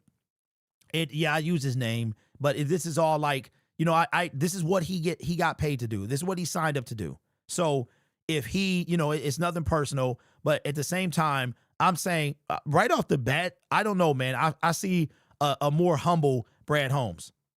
I almost was thinking like he was so wanting to help. And this is before the first, you know, just trying to reach out. I thought it was a setup. Like, I was like, is he trying to set me up before the first? But truly just the more we spoke, he just has a heart of gold. And his sole purpose is to make the Lions better. And, you know, Sheila couldn't say any better. He truly embraces that servant role. And for that, I'm very, very thankful. And thank you so much. I want to thank my family, my lovely wife, Felisa. I'm sure she's watching. My son, BJ. Okay, y'all want me to try to skip the introduction stuff and go to when he's getting asked the questions. I don't know where that is, but I can try to. Shout out to Lions fan with the super chat says, I think we should hire Eric Bieniemy as OC. His stats are pretty good. He was the OC of the Chiefs from 2018 to 2023. Appreciate the super chat. One thing about that is a little, Eric Bieniemy, is he back in college now? Like he's like a offensive coordinator for a college team. One thing about EB is he just could not get a job as a head coach to save his life. And I don't know if this is true, but some stuff came out like maybe that he wasn't who people thought he was, like as far as from a coaching standpoint. So, yeah, I don't know. I mean, he would be intriguing. I mean, there was a time that I was like, he was to me, he was Ben Johnson before Ben Johnson. That's kind of like, you know, Eric Bieniemy, but that would be interesting. I don't know what he's done in college with the team that he's with or whatever, but that would be interesting. I know Lovie Smith is in college, I think, as well. Daughter Lola, who turns the big 5 months tomorrow. Wow. The love and support they provide, I can't put it into words. To put it blatantly. So he was he had a basically a 5-month-old. Wow. That's crazy, bro. I wouldn't be up here speaking with you guys today. So thank you so much. I'm out at North Carolina A&T State University, Aggie Pride. My mom, Joan, Dr. Holmes, as many call her. Just so much love and sacrifice in my upbringing, along with my older sister, Tara. And my mom always preached education relentlessly and always showed strong work. All right. So I am going to say off the rip, Brad Holmes is two different people. He became a different person. I already see the difference. He's even talking faster. I mean, yes, it's in double speed, but he's got more of a flow. And unfortunately, y'all, double speed is the only way I can go because he's literally up here for 37 minutes. And if I keep stopping it, that'll be like an hour and a half. Work ethic, working late nights. And my dad, Melvin Holmes, who played in the NFL for the Pittsburgh Steelers, but he never really pushed. So that's where he's named after his dad. Shout out to Melly Mel. Melvin Holmes. So is he a second? Is Brad a second? Or he just, wow. Okay, then. Well, wow. So it was always there. Wow, I didn't even peep that. Football on me. He always raised me in a football environment, but he waited for me to ask him to play football. So I thought that was really cool and very, very impactful in my upbringing. And staying on family, I have to thank my uncle, Luther Bradley. Now, just bear Dog, with me. I had no idea being enemies with the Bears. I had no clue. What is he doing over there? I did not know that. That's crazy. I didn't even know he was on the sideline. Feels very weird to say Luther Bradley because I've called him my Uncle Rough ever since I was born. Actually strange because that was my grandfather's name, Luther Bradley, and that was his father. And we didn't even call my grandfather Luther Bradley. We called him Big Daddy. So for me to say Luther Bradley sounds, so if you guys hear me say Uncle Rough, just know that I'm referencing Luther Bradley. But my Uncle Rough, all-time leading interception leader at Notre Dame school history, first-round pick for the Lions in '78. And me as a baby and as a young child, we spent many holidays here in Detroit. You know, he was out there in that Sherwood Forest community, and growing up, my Uncle Rough, well, Luther, that's when he opened my eyes to Lions football. And just the tradition and the history that's deep-rooted that he always had so much pride for and so much obsession for. And he's still active and player alumni and in the community. And I want to thank him for all his support he has provided me throughout this process. I think he's enjoying it more than me, actually, to get this job. And I'm sure he'll tell you he can cover any USC wide receiver still to this day. That's just how he is. But I want to thank the Los Angeles Rams, Stan Kroenke, Kevin Demoff, Les Snead, Sean McVay, Tony Pastores, and the late Georgia Frontier. You know, I spent 18 years with the Rams and was basically raised in that franchise. Always been a first-class organization and can't thank them enough for everything that they've done for me and my family. Throughout that time with the Rams, I served under a few different GMs. My first one was Charlie Army. He gave me my first shot in scouting, and he taught me the foundation of player evaluation. Billy Devaney, you know, he gave me a shot to really take on that tough job of scouting down in the Southeast, and he taught me the importance of having conviction in your beliefs. And Les Snead, can't say enough great things about him. Obviously had learned under him the longest, and I want to stress the word learn. He taught me so much, but one of the biggest things is he kept teaching me how to keep the main thing. It's football. And he also taught me how to be concise, so I won't rattle off every single thing he taught me, but he invested very heavily in my development, and I'm very grateful for all he's done for me. Thank you. I would be remiss if I didn't thank Wilbert Montgomery. He was the first person to introduce me to Charlie Army, and he just saw a young kid fresh out of college that had a high passion for football, and we immediately formed a great relationship and just took off ever since. So thank you so much, Wilbert. So many others to thank. You know, I'm not a believer in that phrase self-made, because I think that at any level of success that anybody gets, at some point, somebody helps you along the way at some point, no matter how big or small. For those others that haven't received a reply from me, I'm working on the 500 text messages. I will get to them, I promise you. But through all the text messages and through all the calls, I can truly say that I appreciate the love and support through all of it. In terms of the purpose and the vision here, it's not complicated. You know, it'll be through a collaborative approach. All right. So now we get down to the nitty gritty. I could have started it right here, but yes, that is him smacking his teeth. But the audio, man, this might be one of the toughest listens in a long time. This audio was so bad. Like, yo, this is crazy. I don't understand why they couldn't have better audio. We do the same thing that they do. This was a super easy. Wow. And it is bad. It is bad, man. But so now it looks like at the 33-minute mark that he's getting into the team. And I think now the questions are going to start coming. Complicated. You know, it'll be through a collaborative approach. We will build a winning and inspired culture to serve the best football product to this great city of Detroit so we can compete for championships on a consistent basis. And I stress the word serve. I know the general manager position. It's a lot of different responsibilities, but I truly believe that it is a service role. And with that vision, anybody that's been to another introductory press conferences, you're probably saying, I've heard it all before. I've heard this before, but I will say this. There will be no ego in this process. There will be no ego in the culture. Well, we out of time. I'd like to thank my guest, the incredible. No, I'm done. I'm done.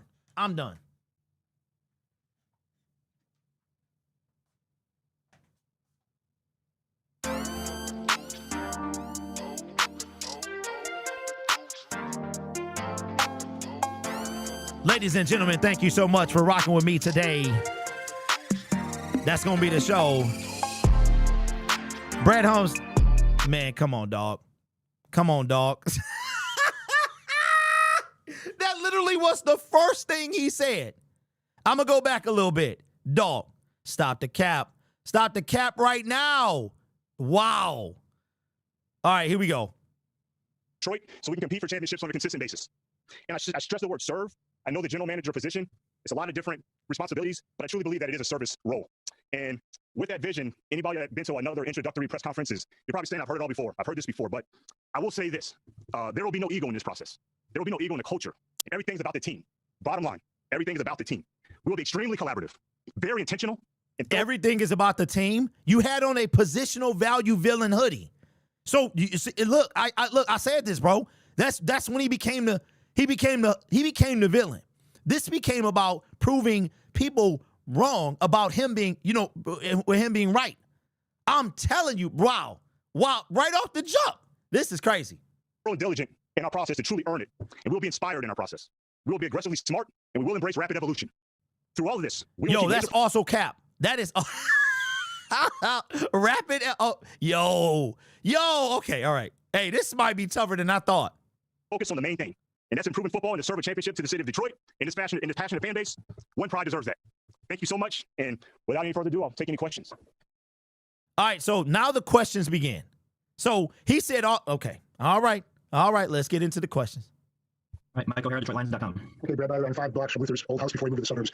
I'm just wondering, what are some of the first things you're going to get down to do now in your job now as general manager? What do you have to accomplish? Whether it's roster stuff and all that. There's a big decision. People are going to ask you about that, about Matthew Stafford. Yeah, Mike, that's a great question. So first and foremost. Oh, man, shout out to Mike O'Hara, man. O'Hara. It's been a couple of years since he been retired. I think he retired after 2023, and I forgot about him, and I hope he's doing well. He used to be a guy that would really ask, some questions as well. But now the question was asked about Matthew Stafford. So keep this in mind. When they came here, the trade had not happened yet. So the question was, what are you, basically going to do about Matthew Stafford? It was already said that he wanted to be traded, but the trade didn't happen. Once the head coach is on board, definitely want to make sure that we meet and basically continually to work to get on the same page and be aligned. Obviously, the evaluation of the total roster is extremely important. So, really looking forward to making sure that myself and when the head coach is in place, that we have take a full deep dive, very thorough process in the evaluation of the roster and make sure that we're on the same page as we approach these upcoming phases with free agency and the draft. Tim Twentyman, DetroitLions.com. Hey, Brad, good to see you again. Thanks, Tim. Hey, just your opinion on Matthew Stafford and the future of maybe that quarterback position here in Detroit. Yeah, great question. So Matthew, great player. And what you really appreciate is, I think the talent level is easy to see, but you'll really appreciate how his intangibles show in film, just how urgent he plays, how competitive he is, the toughness that he shows. But it is my job to evaluate the entire roster.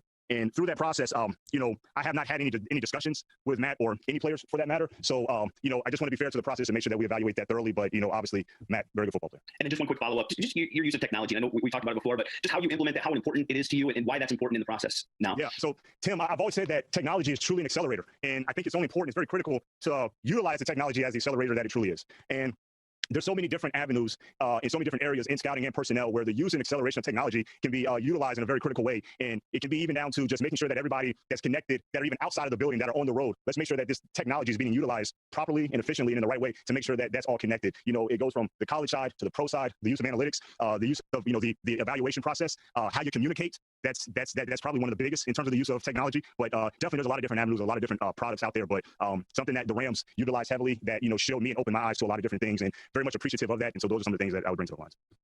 Justin Rogers, Detroit News. Hey, Brad, welcome to Detroit. Thanks, Justin. How you doing? I'm doing well. I've got a couple quick ones for you. First, just given the depth of your college background, how important is it for you to get a supplement to your front office on the pro side, or is your confidence in the pro evaluation strong enough, you think?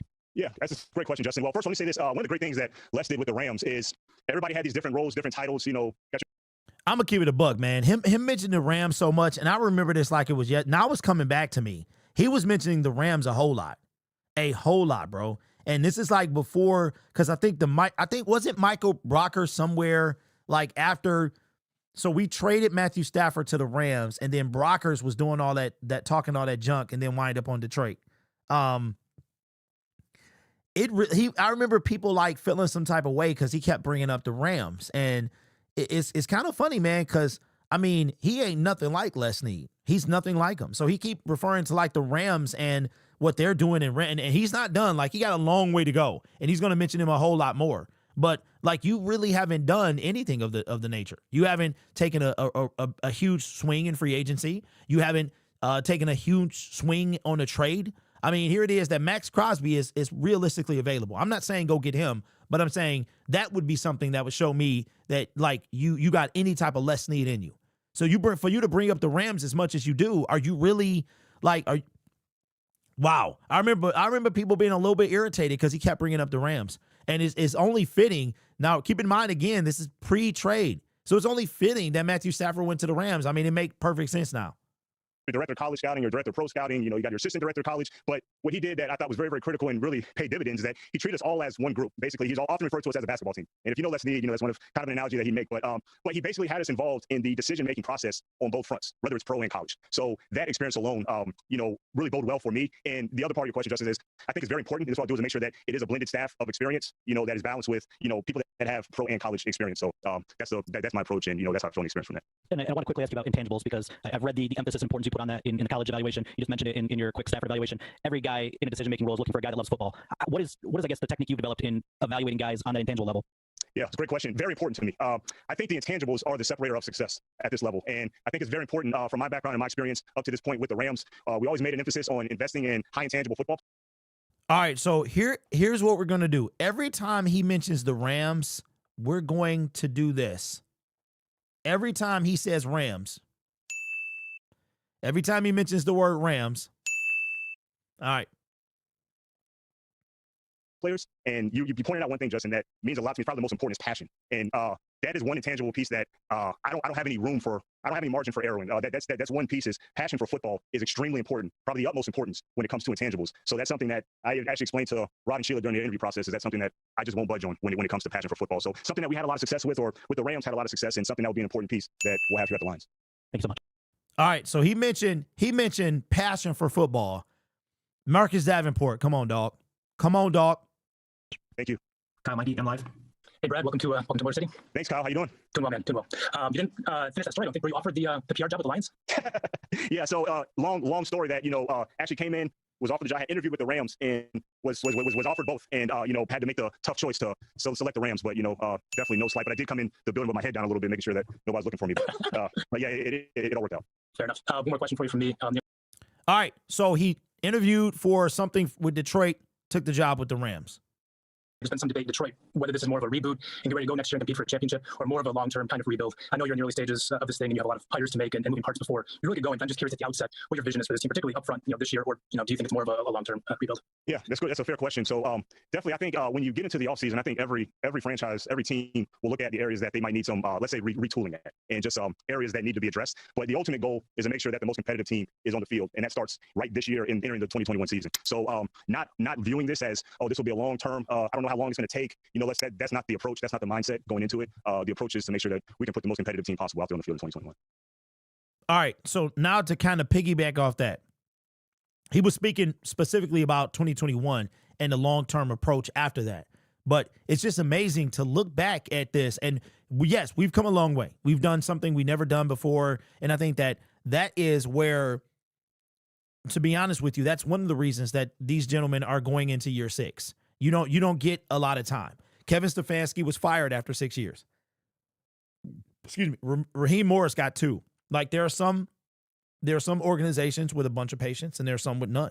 And the Lions have been guilty of mostly having too much patience. Like really, I think the only one they gave up, like in recent memory, that they gave up too fast on was Jim Caldwell. I truly believe that. I know how y'all feel about Jim Caldwell, but I think if you gave Jim another 1 to 2 years, I just think with him, Bob Quinn never wanted him. He was always trying to find, because he literally fired him after a winning season and said 9-7 wasn't good enough and we couldn't beat the good teams. You fired him after a winning season. So theoretically, I mean, that's like firing Dan Campbell right now.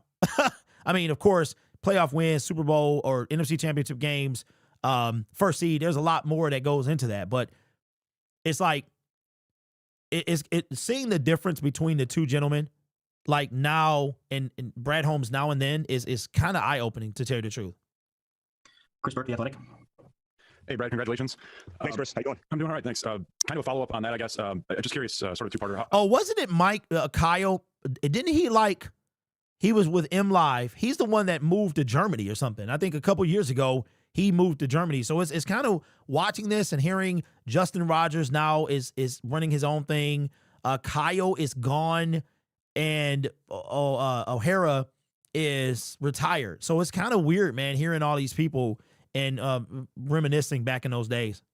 How much of what you've done on this draft class can you carry over into this role? And then just knowing how shortened this schedule is going to be for you and how much of a time crunch you're probably going to be in. Lady, seriously? For head coach? Wow, I would love to see Jim Caldwell get a job. I know he's up there. He's near 70 or over 70. And if they go with another like older coach, I would be surprised. But shout out to Jim Caldwell, man. He's one that I would like to see get a job again. Realistic to implement all the things you want to implement in the next 2 or 3 months, or is this going to be, by next year you'll have all the process in place? Yeah, that's it's funny you asked that, Chris, because I was thinking, I said, can you get every single thing done? And I don't know why that quote, if Rome wasn't built in a day, or it wasn't built in a day, or whatever, I'm probably going to get some flack for that if I didn't quote that properly. But to the college draft part and the very, I say the advantageous part of what my role is and what our process has been with the Rams before I took this job is that I'm very well versed in the college draft for this year's draft class in 2021. So I actually thought that was something that actually helped me coming into it to have been pretty much have seen a good majority, if not all of the draft class coming up this year. And I do think that because that we're going to have a very dynamic process-driven approach, I do think that you might not get every single I dotted and T crossed that you really want to have in before the draft, but the intent going into it is make sure that we can get as much ground covered as possible going into it. All right. Okay. So what he just said was kind of eye-opening. It was, yes. So Leo, what we're doing is we're looking at Brad Holmes' introductory press conference because we're going to compare it with tomorrow. So it's been 5 years and we're going to compare how far he's come, what has he said that has come to pass. It was something about that really stuck out to me. He said, no wonder he was able to kill 2021. Think about this. Brad Holmes, I believe, was the director of scouting with the Rams. He said he was very well versed in the 2021 draft class. And he killed that draft class. He really did. He killed. 2022 was okay. Jamison Williams. I mean, I think it was the high point of those drafts was I think Kirby, right? J-Mo and Hutch. 2023, he did great as well in the first half of that draft. But no wonder he was able to take 5 picks and turn them into Penei Sewell. He turned them into Amon-Ra St. Brown. He even drafted Ife Melifonwu with the Rams pick, Derek Barnes. Like, he got some good guys. And so it would explain how he did so well in that 2021 draft. That's pretty eye-opening. Aleem McNeil was also that draft, right? So, but he was the 3rd round. Yes, he was the 3rd round. Yeah, because then Levi was the 2nd. Now he blew that. He blew that. But this is kind of like looking back at it, and that's what we want to do. We want to compare. Now tomorrow will be the 5th. 2022. 3, 4, 5. So tomorrow will be the 4th end of season presser or something like that. No, they've been here for 5 years. So 4 or 5. And we're trying to like compare Brad Holmes then versus now. But I thought that was interesting. Michael Rothstein, ESPN. Hey, Brad, congratulations. Wow, Michael Rothstein. Holy smokes. Y'all remember Michael? Y'all remember Michael with the glasses? He wound up going to Atlanta and covering the Falcons. I don't know if he's doing that anymore. Wow. Man, time sure does change things. Oops. I've got 2 questions for you. First, it had been reported that part of what you had sold to Sheila and Rod was a bold plan. I'm just curious to you what the first part of that bold plan is. Well, I say bold plan. I know that, let's think back to my time with the Rams. There was a lot of what was deemed as bold moves that I was very fortunate enough to be a part of. And often when those moves occur, you want to see the outcome. What was the actual result? I can't say that in respect to my time with the Rams that all those quote unquote bold moves, it was truly a result from what the process was. And so he about to make me mad. He about to make me mad with this. Because he talking about, so at this point, had the Rams traded for Jalen Ramsey yet? Yes. So this is one of them moves that he talking about. Let me go back a little bit so you can hear the question and the response. But he about to make me mad, bro. And beat before the draft, but the intent going into it is make sure that we can get as much ground covered as possible going into it. Michael Rothstein, ESPN. Hey, Brad, congratulations. I've got 2 questions for you. First, it had been reported that part of what you had sold to Sheila and Rod was a bold plan. I'm just curious to you what the first part of that bold plan is. Well, I'd say bold plan. I know that, let's think back to my time with the Rams. there was a lot of what was deemed as bold moves that I was very fortunate enough to be a part of. And often when those moves occur, you want to see the outcome. What was the actual result? I can't say that in respect to my time with the Rams that all those quote unquote bold moves, it was truly a result from what the process was. And so every single thing is going to be process driven in terms of adhere to a very dynamic, sound process. And as Les Snead says it all the time, you can surrender your results to that process. And so that will be not saying specifically, what the plan will be, but the approach in terms of having a very, very sound process, then you can get some bold results coming from that. And then my second question is, to get to that point, what changes do you feel you need to make right away to accelerate this process? I think I would go back to sticking to the process that I do have plans and the process that I will have in place. There's really not one specific item or area that's like it has to be changed right now. I just have a lot of confidence in the plan and the process that we'll have in place. And so if we stay disciplined in that approach to that process, then we should get the necessary results that we desire. Okay, so we're seeing right now that the Brad has always been the same. He's been exactly the same. Nothing about him has changed, except the arrogance level is now through the roof. But he was always going to be the first round picks, none of that trading, none of that stuff was going to happen. Bold moves, swinging for the fences, nothing was ever going to happen. It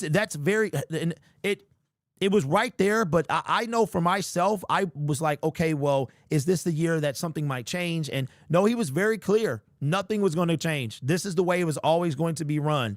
And now you have 2 years left on your deal. You might be out of time.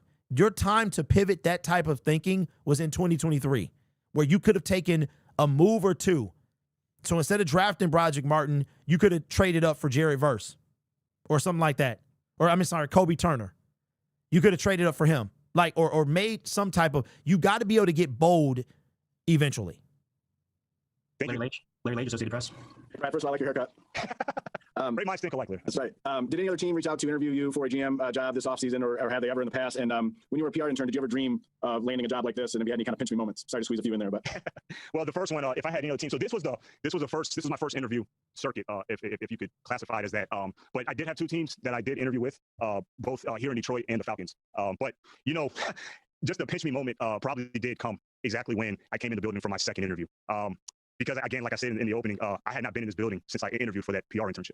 And that's when I just walking in here then, that was like 18, almost 19 years ago, and then coming back here now as the general manager. That was definitely, I like the way you put it, a pinch me moment where it really just sunk in of like the wow. And it really was a surreal feeling and couldn't be more excited about it.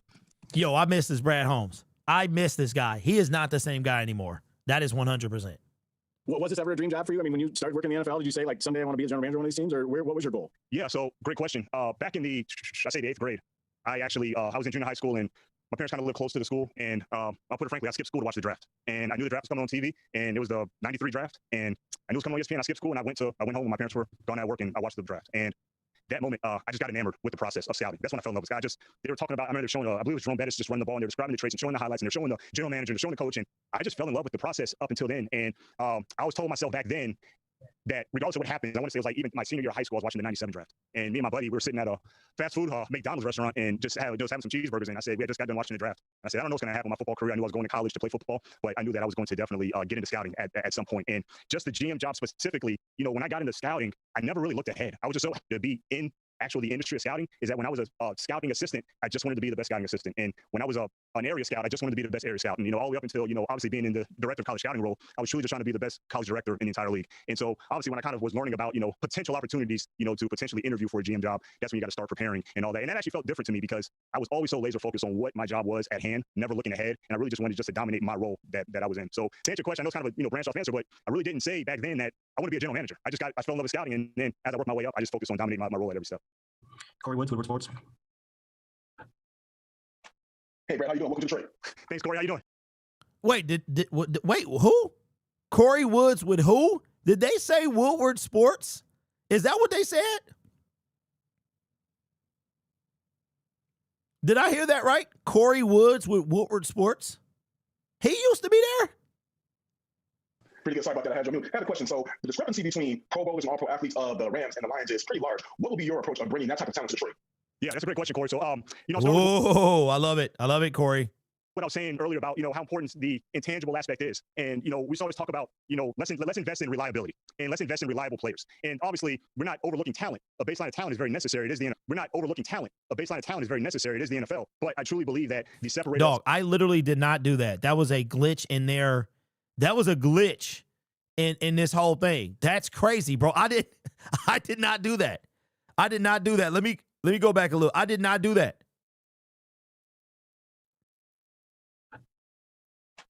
Hey, Brad, how you doing? Welcome to Detroit. Thanks, Corey. How you doing? Pretty good. Sorry about that. I had you on mute. I have a question. So the discrepancy between Pro Bowlers and All-Pro athletes of the Rams and the Lions is pretty large. What will be your approach of bringing that type of talent to Detroit? Yeah, that's a great question, Corey. So, I'll start with what I was saying earlier about, how important the intangible aspect is. And, we always talk about, let's invest in reliability and let's invest in reliable players. And obviously, we're not overlooking talent. A baseline of talent is very necessary. It is the NFL. We're not overlooking talent. A baseline of talent is very necessary. It is the NFL. But I truly believe that the separator of success is those players that do have those high intangible traits. And so that's a model that was used with the Rams that obviously bode for a lot of draft success. And, that same approach will definitely be carried over here with the Lions. Okay, Brad, you out of time, big dog? That's over with. You keep talking about the Rams. You literally brought in Marcus Davenport. Like, what is this? You keep referring back to the Rams. When you left, and here's the crazy part. I mean, the more you think about this, the more irritated you get. So the Rams traded for Jalen Ramsey while you were there. You then go to the Detroit Lions. You trade with them for Matthew Stafford. You get 2 first-round picks. They win the Super Bowl the first year. They've been in Super Bowl contention every year but one. Why do you keep bringing them up like you're going to follow what they do? And you haven't done anything near what Les Snead has done. But you keep referring to them like they're some type of model.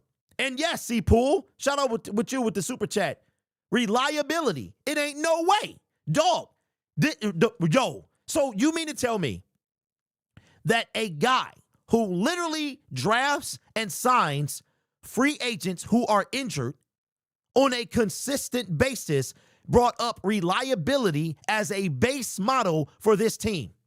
The heck are we talking about? Is this the same dude? You got to be capping.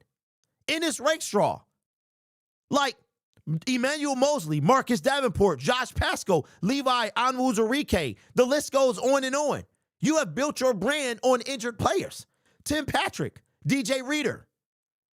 Reliability, Marcus Davenport. Everybody saw that. Everybody but him. But he said dog. Okay. All right, Brad. Hey, and then, you know what? I'm glad we did this. I'm glad we did it today. We made time to do it today. Because tomorrow, it's going to make him look even more stupid. John Macron, SI.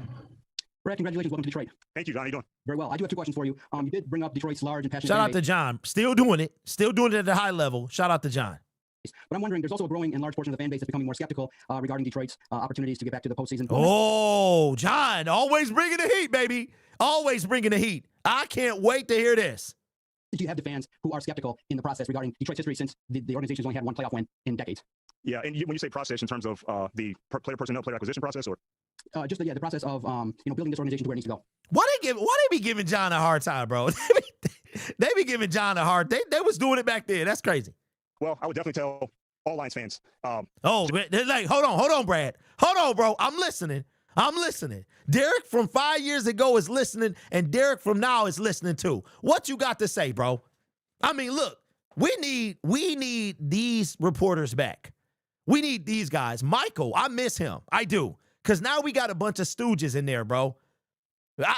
Look, they would never, ever let me in there. Every question would be something he couldn't answer. As a matter of fact, I would take questions from y'all. I would be the fan correspondent. I would be like, fans want to know this. Every question that I ask, fans want to know this. Fans don't want to know that. They would never let a guy like me in there.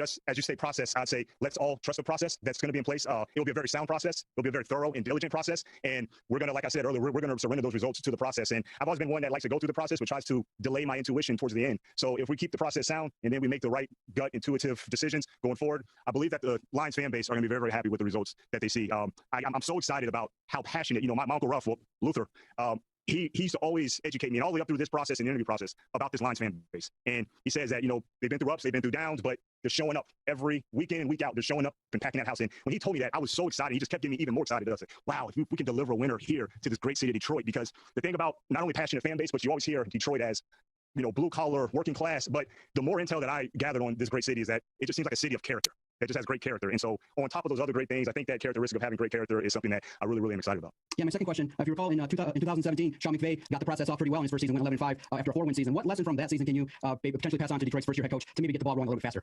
Yeah, so that's a great question. When Sean first came on board in 2017, I'm sure as you probably heard, the theme was "We Not Me," and that really permeated through the entire organization.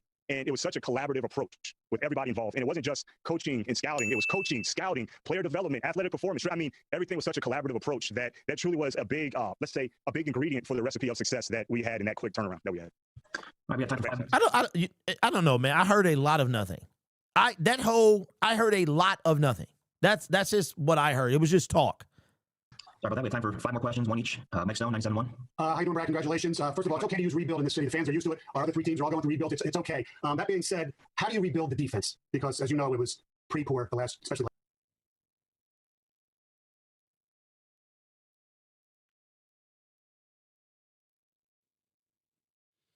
Our defense has never been ranked top 15 in total defense since Brad Holmes has been here. Last year. Is it the talent or is it the scheme? Or because that defense was horrific? Yeah, well, who was this? He brought up talent and horrific. Who was this? Yo. Please don't get mad at me, Mike, if I don't use the word rebuild, if I just continue to pivot towards retool. But I do think that there are some building blocks on this defense currently. Obviously, we will address that side of the ball just like we'll address the offensive side of the ball. There's no area that we won't work to improve in. But I do think that there are some good, young, talented pieces that are still in their phase of developing. I do think that there's some veterans that have brought good production to the table. So I would definitely say going to retool in some areas, but there are some building blocks there. Carlos Naras, Detroit Free Press.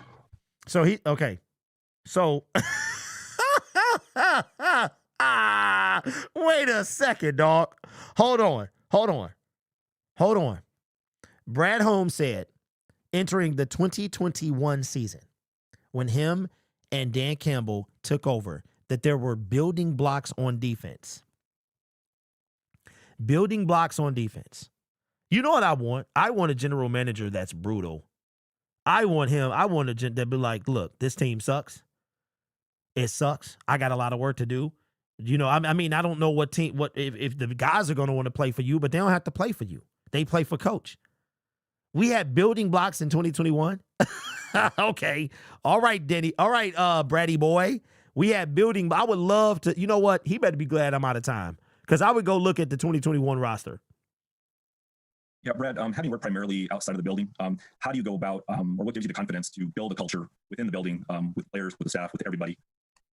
That's a great question. So, when I started with the Rams in St. Louis, I was inside that building for close to a decade. And within that time, I was able to learn how everything works. I was able to learn how the pro side worked, how the college side worked, how the football operations work. I was very fortunate within my role, especially at the early stages, is I did a lot of work with the coaching staff. And through that time, I really got a very good appreciation and understanding of how everything operated from an entire football operation standpoint. And even since the team relocated to LA and I was in Atlanta, I spent a extraordinarily long amount of time in LA, all the way to the point where I almost qualified for residency out there in California. And in a really critical times too, long amounts of times as we're ramping up for postseason play, long amount of times as we're getting ready for free agency in that building for long extended amounts of times as we're getting ready for the combine. And then obviously through the entire draft process. So that's a part that I feel very confident in terms of my experience that I've spent inside the building, both not only in St. Louis, but also in Los Angeles.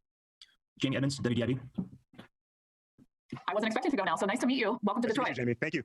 I wanted to ask you about, there's not a lot of diversity within the NFL front offices. Detroit has had Martin Mayhew and now yourself, and that is something very positive for this organization.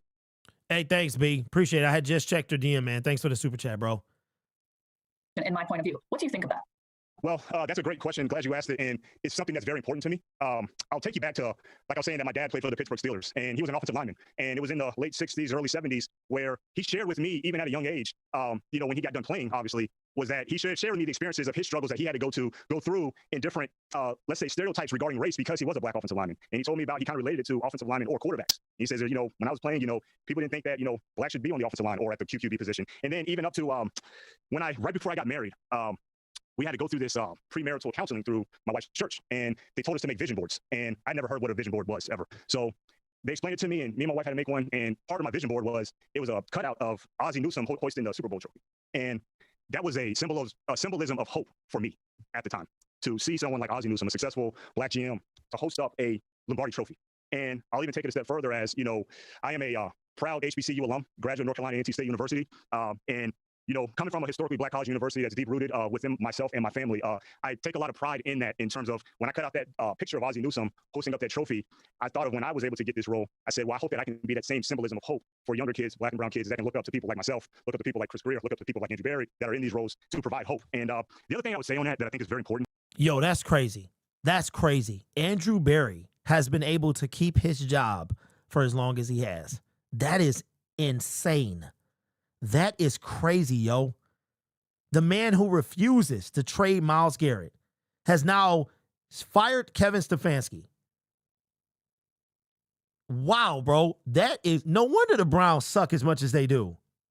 Is that it's often looked at lack of diversity at the GM level. But one thing that I've always looked at is we need to continually to put more effort into improve the diversity right up under the GM level. So when I look across the league, I see that there's less than 10 people of color that are at the director of college scouting role. There's less than 10 in the league that are at the, if you want to call it the assistant GM role or whatever that number 2 position is. So to add more diversity to those levels to make the pipeline even stronger, I think will be definitely a step forward. But I can't say that I'm very much appreciative that Sheila Ford Hamp and Rod Wood, that they opened up their search to a diverse field of candidates. And I'm very, very excited. I'm very, very appreciative to be in this role now.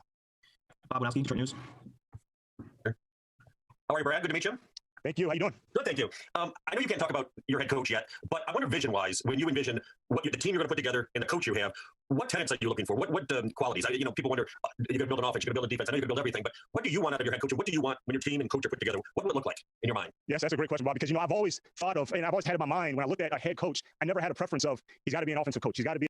All right, so I thought Dan was here before Brad, but apparently not. Dan just got the bigger deal. There's still a reason for that, though. I had it the other way around. That's on me. A defensive coach. He's got to run this system. He's got to run that system. My number one core traits was, first of all, he's got to be a leader of men. He's got to be a leader of men. He's got to have presence. And within that presence, he's got to have poise. He has to have confidence. He has to have command. And he has to have mental toughness. He has to have intelligence. And I stress the mental toughness part because there will be ups and downs where that stress tolerance has to be at the right level and to be able to persevere through those moments. So those are some of the tenets. A strong passion to develop. I just know that we'll be aggressive through all avenues of player acquisition. But, let's just be honest. I come from the college draft background, and, I look forward to building this team through the draft. And so if it is a young team, I want to make sure that the head coach has a strong passion with his assistants to have a strong passion to develop players. All right, last question, Michael Stats, WJR. How you doing, Brad? Congrats on getting the job. Hey, Michael, thank you. I just wonder if you could kind of walk me through your first steps, initial steps on how you assess the roster and the first steps you move. Obviously, free agency, the draft not too far away. Yeah, that's a great question. So initially, right immediately, once the head coach is on board, I want to make sure that we sit down and make sure that I am in direct alignment, in full understanding of what his philosophy is and what his vision is. I've always had this question of, well, what is your vision of the team? And I can tell you what I want to look like, but truly, it is the head coach's vision. He's the face of the team. He's the voice of the team. So I want to make sure that, like I was saying about the service role as a GM, I want to make sure that I'm providing the head coach and aiding him with the best possible resources to make sure that his system and philosophy is running at an elite level. So that's first and foremost that will have to happen. And once we get that on board, and I think that that'll be a great start of the process of how we'll dive into the initial outset of free agency and what those plans are, and to make sure that we're bringing in players that truly fit. I'll never forget when John came in 2017 with the Rams, is that, we signed Robert Woods and Andrew Whitworth, and, they might not have been, I'm not sure if you want to deem it the popular names, but they were fits. They were, culture fits, they were schematic fits. So, that's a good intentional approach and model that, I can definitely take and follow as I embark on this journey with the Lions. And, just for that relationship, I always said that it has to be Titus family. So me and the head coach, we have to be, I'm sure you heard, aligned at the hip in lockstep, but I truly think Titus family is very important, because there might be times where you might not see eye to eye, but when you're Titus family, you can work through those things and come to a winning solution. Appreciate it, Brad. Thank you. Thank you. All right. Thank you, Brad. Thank you, everyone. Thanks, guys. One pride. No. Nope. You don't get to say that, big dog. You don't get to say that at all. All right. So I found out all I need to know about Brad. And where did they get this photo from? So this photo, he was bigger here than he was that we just saw. So I don't know. So Brad looks like that he got some fluctuating weight, just like myself. I swear I'm going to get there one day. So, ladies and gentlemen, what did we learn? I learned so much, and I'm very eager to know what's going to happen. And you see Braylon with the super chat says, Brad Holmes with the media tomorrow at 4. So, bad news. I have an appointment at 4:15. So, I wasn't going to do it live anyway, but as soon as I get home, I'll have up the live stream. It'll be live for when I come home. And we'll do a live reaction like we did today. Of course, it won't be live, so you just got to wait a little while longer. So, Brad was always going to be like this. He did mention the Rams a lot, like he was going to do something different, and he hasn't for the most part. He's been He mentioned the Rams like he was going to do what they were doing, and to me he hasn't done anything like that. He's drafted very well in the first 2.5 drafts. The latter 2.5 have not been the best, and in crucial spots in his rake straw, Terrion Arnold. Like you also have to have third and fourth rounders that can contribute more than they don't. And when you draft up for Broderick Martin, when you take a Sione Vaki who plays special teams, when you draft and trade up for Isaac Tesla, who should be playing, and then he's not, and then you trade away Tim Patrick, and then you still don't put in Isaac Tesla, Khalif Raymond not, like I think that the first 2.5 years, everything was perfect. I really believe that. Like, they really were doing their thing. And I think that the purpose of this was to see the difference between Brad Holmes then and Brad Holmes now. And I think that there's one major difference, is that he got that general manager swag. He didn't have it before. He had that newcomer. I'm new to this. I'm so thankful. I'm so grateful, blah, blah, blah, all of that. Now it's like, okay, I've been in this role. Everybody tried to dog me. I mean, I kind of get it now. I understand, because I think I'm like that. Y'all know I'm like that. I know I'm like that, where, somebody keep telling you can't do anything or you're wrong and this and that. You want to floss a little bit. I get it. But now, like, you also have to be willing to adjust. And if you make a mistake, you got to be willing to say, I'm sorry. I don't know why. I thought probably because Dan Campbell had the longer deal that they gave, that he was here first, but he wasn't here first. Brad Holmes was here first. So that was something that I had wrong, but I don't know why I remember it any different. So I guess it's good to go back and kind of remember this, but they did not come in at the same time. And I don't know if Brad hired him or if it was, I think that's what I probably was thinking, is Brad didn't hire him. But they did get along very well. So now I'm very curious to know, going into year 6, what are you going to do? How is your approach going to differ from your original approach that you started to have? Eric says, are we getting a crash out tomorrow? I have no idea, nephew. I don't know, because I'm to the point, like, if the Lions hire David Blough, I don't know if I'm gonna crash out. Like, I'm sure you'll get 1 or 2 throughout the offseason. But at the same time, I'm like, listen, we know where we at. Eventually, I'm gonna be sitting right here in this seat with the Lion behind me, and neither one of them gentlemen gonna be here. So, I'm getting to the point now where I'm just going to stand on my business, and they have to stand on theirs, and we'll see who right at the end of the day. That's, we'll see what happens at the end of the day. It ain't even about being right. It's about being a winner. So I don't know, y'all. I don't know, man, but we will definitely see tomorrow. So tomorrow there is no show on this channel on Thursdays. We will be on Lion Syndicate. That's where the reaction will happen. So I've done it on that channel every year. And since we've started doing it, and just a little fun fact. So in 2021, so we're in the off season of 2022. So Lions just finished their first season. We're 3-13-1. And I started this channel October 27th of 21. And it was like, this is a long, in internet world, that's like 15 years ago. So in that time, Sneaky Good Moves, they showed up. Like everybody, it's probably hundreds of channels, if not thousands, that have shown up since that time. And it was the end of Brad's presser, his first end of season presser, that really took things to it. Like, it shot my channel up after that. Then that bled into what Stafford was doing, because he was on his Super Bowl run. And then from there, we haven't looked back. So that would have been something good to look at too. And that's probably the one we should have looked at, is after going 3-13-1, what kind of Brad Holmes did we have then? But I think the introductory press conference was probably the best one, because he was unscathed. Like, he had no experience as a general manager. And after year 1, he had that first year. So we wanted to see like that fresh Brad Holmes and what he was about then. Yes. So here's what we'll probably do. I will probably talk about AQM on Lion Syndicate. So I'll probably do that today, because I put some content over there, and if I have time. But that's where we are, ladies and gentlemen. So tomorrow at 4:15, Brad gets in front of the media. I'm kind of glad I can't do it live, because then you guys get to hear it, and then you'll be looking forward to what I have to say. I'll be looking forward to your opinion and stuff like that. I will try to see if I can get the phone lines working tomorrow. Expect tomorrow to be at least a 2-hour show. We're going to go a little long tomorrow, all right? So with that being said, man, I appreciate you guys. Thank you for subscribing to the channel. We're growing. We're pushing. We'll be at 6,000 probably before the month is out, I believe. Let me see where we're at. And again, I am working. Priority number one is to to fix my software. I've been working on it. And now that the Lions are not in the postseason for the first time in a while, I get to really dedicate some time to it. The problem is, so we're almost at 5,800. So we might have a shot to get to 6K by the end of the month.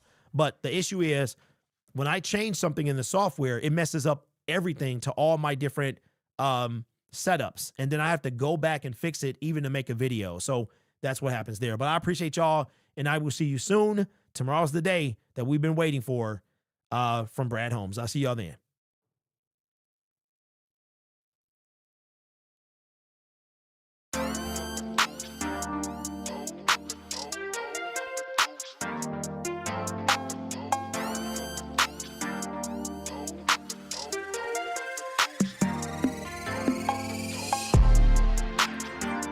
Oh, yeah. What's up, everybody?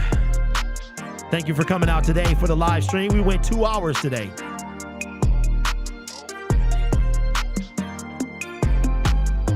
We learned about David Blough and should the Detroit Lions take a flyer on him in a year that they must be successful, or both Brad and Dan could be looking for jobs in the near future.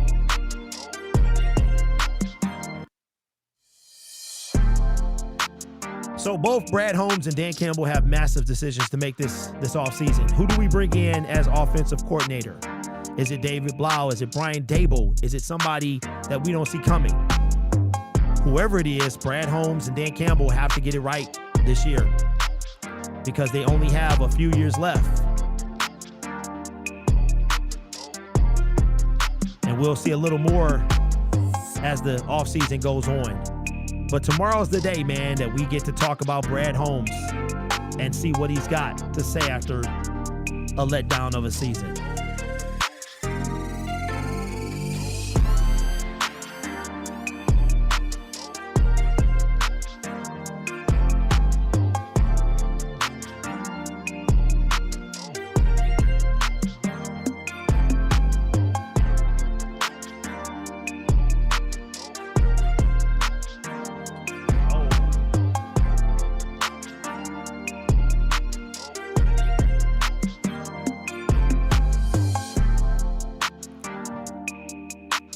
So we went back to Brad Holmes' introductory press conference to see what kind of man we were dealing with 5 years ago. I don't know about you, but I see some similarities and I see some differences. Brad Holmes was much more humble before he took this job. And I think I was right about the moment that changed him. Will says I might crash out if we hire David Blough. I wouldn't mind that, bro, because somebody else got to do it.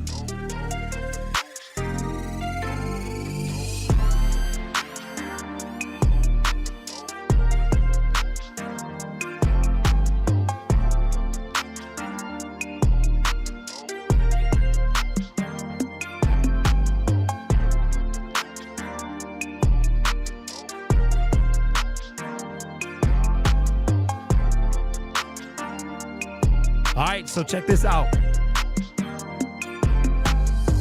Today might be the last time that you hear this song, man, after Brad Holmes gets in front of the media and repents for his sins. We're going to have to start fresh. So I've enjoyed the good Usher. You know, that's what I do. I'm an entertainer. I entertain. I like to have fun. I like to make people smile and laugh and just be myself, man. So that's where we are with that. Shift says Brad Judgment Day is coming. Not just from me, man. It's from the whole fan base. So appreciate everybody, man. Have a great day. And I'll catch you tomorrow on Lions Syndicate for the Brad Holmes reaction.